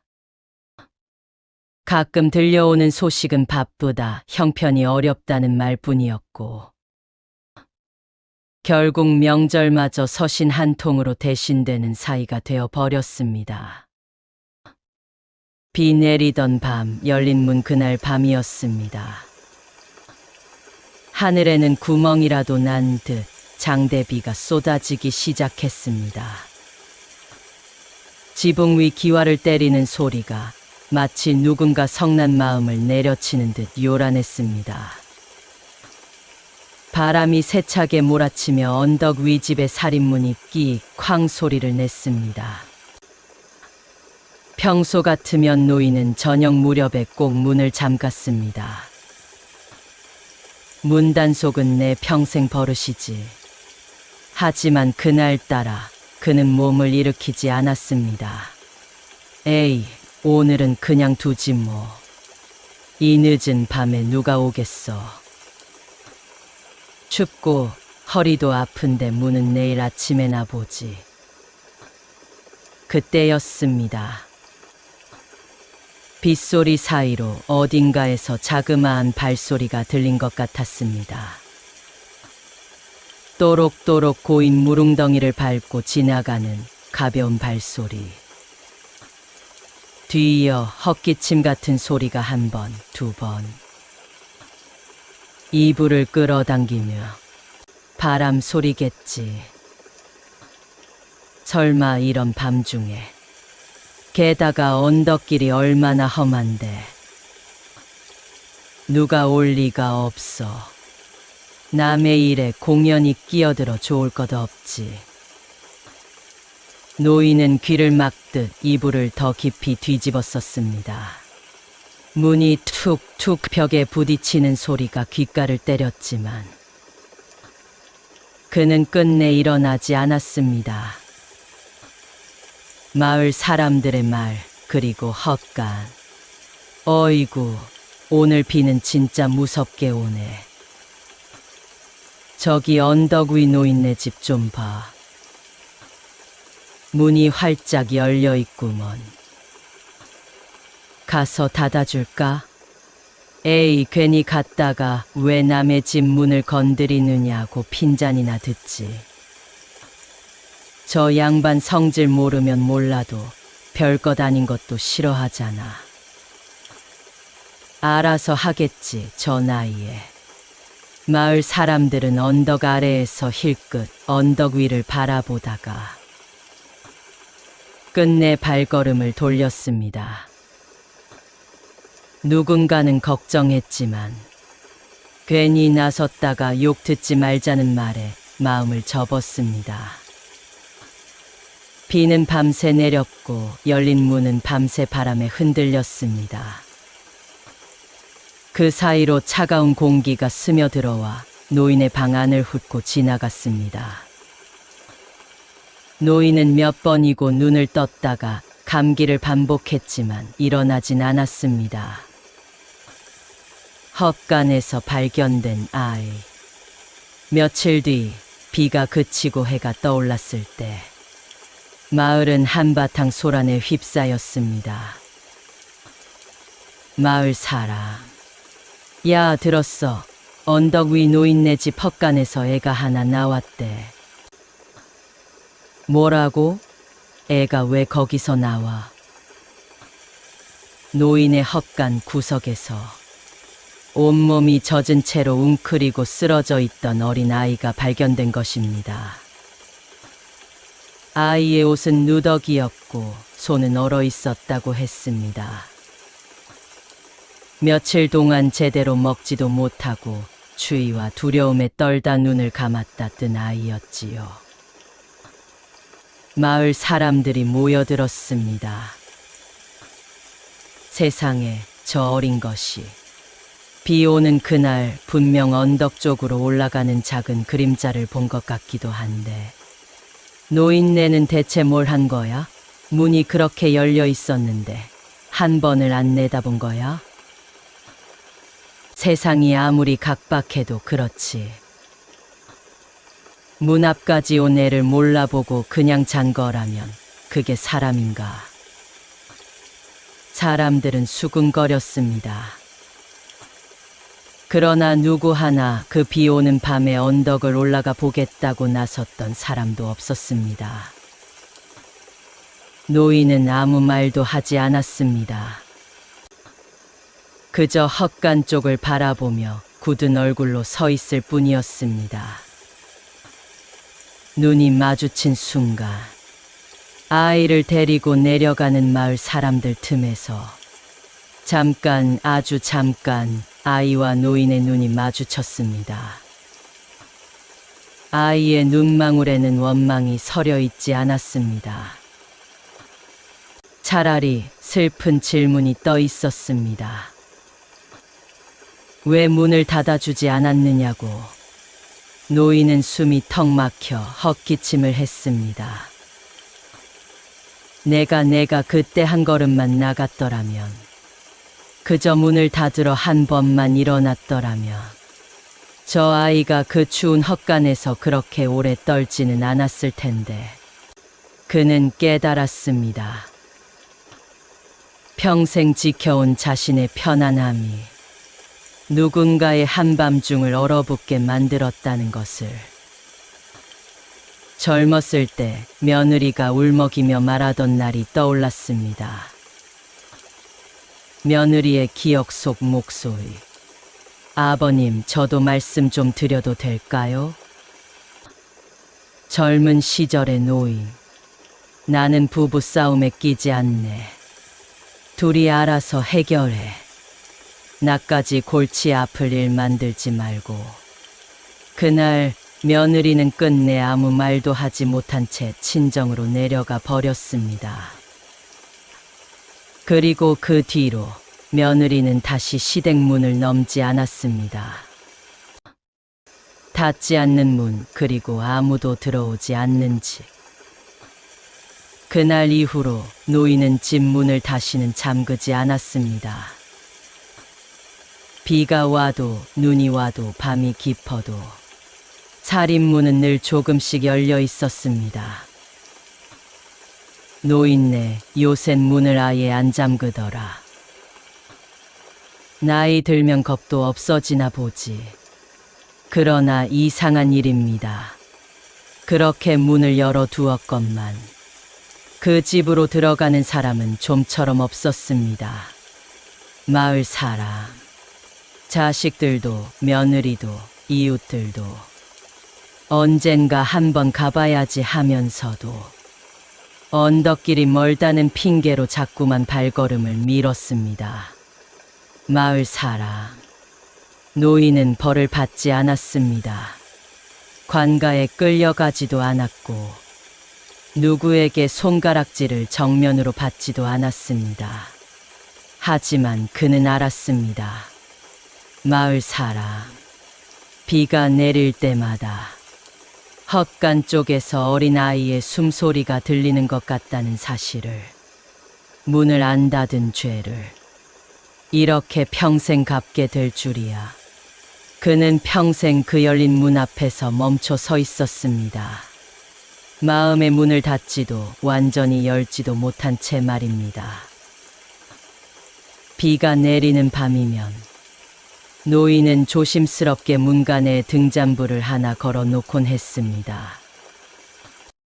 혹시라도 언제 그날 밤의 아이와 같은 발소리가 다시 들리면 이번엔 문 앞까지라도 나가보려고.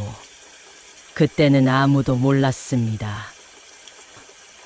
그저 문 하나를 닫지 않은 게 한 사람의 영혼을 평생 비바람 속에 세워두게 될 줄은 말입니다. 두 번째 이야기. 열어서는 안 될 문을 연 사내. 두 번째 이야기는 장터에서 시작됩니다. 조선 어느 시골 장터, 사람들의 웃음소리와 흥정이 뒤섞인 그곳에서 한 사내가 살았습니다. 사내는 자파를 팔며 생계를 이어갔지만 진짜 장기는 소문 모으기였습니다. 누가 빚을 졌는지, 어느 집 며느리가 시어머니와 다투는지 장터의 모든 비밀이 그의 입에서 완성되곤 했지요. 사내가 말했습니다. 이복개들, 최친사댁 담벼락이 왜 저렇게 낮아졌겠어? 다 이유가 있는 법이지. 나는 눈만 살짝 돌려도 다 안다니까. 세상에 비밀은 없어. 문이 있으면 열어보라고 있는 거지. 사내는 그렇게 웃으며 살았습니다. 하지만 그의 속마음은 조금 달랐습니다. 젊은 시절 그는 장사에 재능이 있었지만 가족 때문에 큰 돈을 날린 적이 있었지요. 아내가 병으로 먼저 떠난 뒤 혼자 키운 딸이 시집을 가면서 아버지, 시댁에서 돈 좀 빌려주세요 했을 때 사내는 남의 집 사정은 모른다며 외면했습니다. 그 후 딸은 시댁에서 고생하다가 결국 소식조차 끊어졌습니다. 사내는 그때부터 더더욱 남의 집 이야기를 좋아하게 됐습니다. 내 딸처럼 누군가는 지금 울고 있겠지 하며 가을밤 슬쩍 열린 창고문. 어느 가을밤이었습니다. 사내는 장터에서 술 한 잔 걸치고 집으로 돌아가던 길이었습니다. 마을 끝자락 김거상 집 별채 앞을 지나는데 달빛 아래로 창고 문이 한 뼘쯤 열려 있었습니다. 평소라면 쇠사슬로 굳게 채워진 그 문이요. 사내가 멈춰서며 중얼거렸습니다. 이게 웬일이야. 머슴들이 문단속을 안 한 건가? 아니면 도둑이라도 들었나? 이거 그냥 지나치면 안 되겠는데 내가 확인 좀 해줘야지. 사내의 가슴이 쿵쾅거렸습니다. 공포라기보다 호기심과 알 수 없는 끌림이었습니다. 주변을 살피니 아무도 없었습니다. 풀벌레 소리만 울려 퍼졌지요. 그는 떨리는 손으로 문고리를 잡았습니다. 끼익 소리와 함께 문이 열렸습니다. 안에는 번쩍이는 금은 보화는 없었습니다. 대신 탁자 위에 놓인 문서 꾸러미가 있었습니다. 첫 장 김거상 장남에게 전 재산 상속. 두 번째 장 둘째 며느리 친정집 담보로 500석 빌린 증서. 마지막 장 며느리 몰래 시어머니가 손주 목 빼돌린 장부. 그리고 구석에 웅크린 그림자 하나. 김거상의 둘째 며느리였습니다. 눈물 범벅이 된 채 손에 쥔 빈 문서를 붙잡고 흐느끼고 있었습니다. 사내는 숨조차 쉬지 못했습니다. 저 여인이 시댁 돈을 위해 친정을 담보로 잡힌 거였군. 내 딸도 이런 고통을 겪었을까? 그는 황급히 문을 닫고 도망쳤습니다. 하지만 본 것은 이미 머릿속에 새겨졌지요. 장터의 소문통이 침묵하다. 마을 사람들이 웅성거렸습니다. 야, 그 사내 요즘 왜 저래? 예전엔 장터에서 제일 시끄럽더니 이제는 눈도 못 마주치고 얼굴빛이 흑빛이야. 돈 좀 벌었나 싶기도 한데 사람이 꼭 뭔가 큰 걸 본 사람 같지 않느냐? 사내는 입을 다물었습니다. 장터에서 누군가 김거상 며느리 얘기 들었어 하면 갑자기 화제를 돌리거나 자리를 피했습니다. 밤마다 그 문서와 며느리의 눈물이 떠올랐습니다. 내가 한마디만 해도 저 집이 발칵 뒤집힐 텐데. 하지만 그 며느리가 얼마나 고통스러울지 내 딸 생각이 나서 도저히 입이 떨어지지 않아. 그는 점점 장터에 나오지 않게 됐습니다. 사람들은 장사꾼 기질이 사라졌다며 고개를 저었지만 사내는 알았습니다. 사내는 혼잣말로 중얼거렸습니다. 열지 말았어야 했어. 그저 열려있길래 본 것뿐인데 왜 내 머릿속에서 그 며느리 울음소리가 떠나질 않는 걸까? 사람들이 나를 이상하게 보지만 사실 그들은 모르는 거지. 내가 그 문을 연 순간 내 평안도 함께 사라졌다는 걸. 비밀의 무게 그리고 늦은 후회. 사내는 아무것도 훔치지 않았습니다. 관가 조사가 와도 흔적은 없었지요. 하지만 그는 스스로를 벌주고 있었습니다.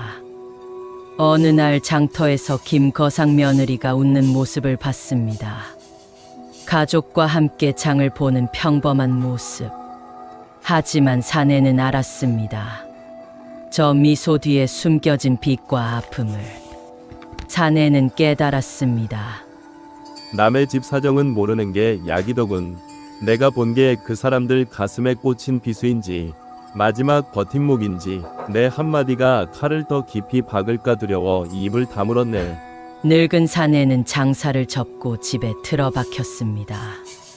딸에게서 온 연락도 끊긴 채로 그는 깨달았습니다.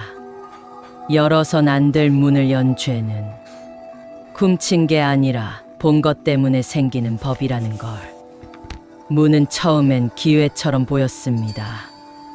남들보다 앞서가는 지름길처럼요. 하지만 끝에 가니 그의 영혼을 갉아먹는 덫이었습니다. 그때는 아무도 몰랐습니다. 궁금해서 열어본 문 하나가 한 사람의 활기찬 장터 인생을 영원한 침묵 속에 가두게 할 줄은 말입니다. 세 번째 이야기, 끝내 문 앞에 서지 않은 사람. 마지막 이야기는 조금 다른 결을 가집니다. 이 사람은 문을 열지도 닫지도 않았습니다. 아예 문 근처로 다가가지 않았지요. 마을 사람들은 그를 두고 입을 모아 말했습니다. 참으로 법 없이도 살 사람일세. 해 끼치지 않고 잘 살지. 그는 선비였습니다. 매사에 신중했고 큰 소리 한 번 내지 않았습니다. 집안에서는 아내와 자식 사이에서 늘 중간만 가는 사람. 며느리와 시어머니가 다툴 때면 너희들끼리 알아서 해라 하며 방으로 물러나곤 했지요. 젊은 시절 그는 그렇게 평화롭게 살았습니다. 아내가 병으로 먼저 떠난 뒤에도 자식들이 시집 가며 멀어져도 내가 나서면 더 꼬인다며 손을 떼는 삶을 택했습니다. 마을 사람이 말했습니다. 그 선비 말인가? 참 점잖지. 남이랑 큰 소리 한 번 안 내고 늘 조용히 사네. 좋은 사람이지. 해는 안 끼치니까. 그때 선비가 말했습니다. 남 일에 끼면 손해지. 가족끼리도 그렇고. 나는 모르는 게 제일 깨끗해. 그게 내 평생 신조야. 겨울밤, 어긋난 공회당 문. 어느 추운 겨울밤이었습니다. 눈발이 치기 시작하고 마을 길이 얼어붙던 때, 마을 한복판 공회당 근처에서 이상한 소리가 들려왔습니다. 벽을 긁는 소리, 그리고 아주 낮은 목소리로 중얼거리는 소리. 아버지 아버지 같은 희미한 부름. 선비는 마침 그 길을 지나고 있었습니다. 집으로 가는 길목이 바로 공회당 앞이었지요. 달빛 아래 공회당 문이 살짝 어긋나 있었습니다. 틈새로 하얀 입김과 희미한 그림자가 새어나왔습니다. 선비가 걸음을 멈추고 무슨 소리가 들린 것 같은데. 하지만 이 밤중에 내가 관여할 일은 아니지. 혹시 골치 아픈 일에 휘말리면 어쩌나. 문 열었다가 도둑질이라도 하면 나까지 관가에 끌려가겠네. 그래, 못 들은 걸로 하자. 나는 원래 귀가 어두운 편이니까. 선비는 옷깃을 여몄습니다. 문 앞으로 한 걸음 다가가는 대신 길 반대편으로 크게 돌아갔습니다. 그는 문 안에 누가 있는지, 왜 그런 소리가 나는지 궁금해하지 않기로 했습니다. 그게 내 평온을 지키는 가장 착한 길이라고 믿었기 때문입니다. 다음 날 아침 병석에 누운 나그네. 다음 날 아침 마을 사람들은 공회당 안에서 한 사람을 발견했습니다. 밤새 추위에 떨다 기력을 잃은 나그네였지요. 옷은 낡았고 손에는 먼 길을 온 듯 지친 기색이 역력했습니다. 다행히 목숨은 건졌지만 의원에 며칠을 누워야 했습니다. 마을 사람들이 웅성거렸습니다. 어젯밤에 여기 지나간 사람 없었어? 조금만 일찍 발견했어도 이 지경은 안 됐을 텐데. 하필 어제 따라 다들 일찍 잠들었나 보구먼. 저 나그네 서울에서 내려온 사람이라던데. 아버지를 찾으러 왔다가 길을 잃었대. 안타깝게도 겨울밤에 문 하나만 제대로 닫혀 있었다면. 선비는 그 대화를 옆에서 듣고 있었습니다. 그는 여전히 입을 다물었습니다. 자신이 그 밤 그 문 앞을 지나갔다는 사실을 누구에게도 말하지 않았습니다. 그는 여전히 착한 사람으로 남아 있었습니다. 하지만 그날 이후 선비의 꿈속에는 매일 밤 그 어긋난 문틈이 나타났습니다. 아무런 색도 소리도 없는 그 문틈이 마치 거대한 입처럼 자신을 비웃는 것 같았습니다. 깨끗한 손, 그러나 비어있던 손. 선비는 거울을 보며 말했습니다. 사람들은 나를 착하다고 하지. 나는 아무도 해치지 않았으니까. 문 열어 불행을 초래한 것도 아니고 문 닫아 누군가를 가둔 것도 아닌데 왜 내 마음은 이토록 무거운 걸까? 어느 날 선비는 의원에 누워있는 나그네를 찾아갔습니다. 아버지를 찾으러 왔다는 말에 옛날 자기 자식들의 얼굴이 스쳤습니다. 자식들이 아버지 좀 도와주세요 했을 때 너희들끼리 해라 했던 그때처럼요. 나그네는 약해진 목소리로 말했습니다.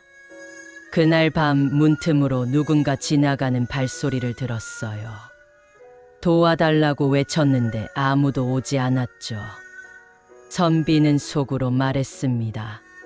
그 발소리가 나였구나.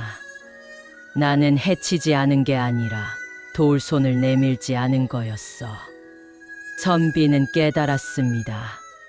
선택하지 않았다는 것, 문 앞에 서지 않았다는 것, 역시 하나의 거대한 선택이었다는 사실을요. 방과는 가장 조용한 폭력이었습니다. 그는 평생을 깨끗한 사람으로 살았지만 정작 필요한 순간에 그의 손은 깨끗한 것이 아니라 비어 있었습니다. 이야기 속 사람들은 그를 비난하지 않았습니다. 왜냐하면 그가 문 앞에 있었다는 사실조차 아무도 몰랐기 때문입니다. 하지만 선비 자신은 알고 있었습니다. 평생 그 문 앞을 비겁하게 지나치던 자신의 뒷모습을 보며 살아가야 한다는 걸. 그때는 아무도 몰랐습니다. 문 앞에 서지 않기로 한 그 안일한 마음이 한 사람의 인생을 얼마나 공허하게 만들어버리는지를 말입니다. 에필로그. 오늘 세 사람의 이야기를 들려드렸습니다. 문을 닫지 않아 마음을 잃어버린 노인. 열어서는 안 될 문을 열어 평안을 잃어버린 사내. 그리고 끝내 문 앞에 서지 않아 영혼을 잃어버린 선비. 이들의 이야기는 제각기 달랐지만 결국 하나의 문 앞에서 시작되고 끝이 났습니다. 닫았더라면, 열지 않았더라면, 혹은 용기 있게 들어섰더라면 그들의 삶은 지금과는 조금 다른 풍경이었을지도 모릅니다. 우리는 매일 수많은 문 앞에 섭니다. 가족의 방문, 이웃의 집 문, 그리고 내 마음의 문까지. 병원 침대 난간의 기대, 면회 시간을 기다리던 어르신들의 눈빛.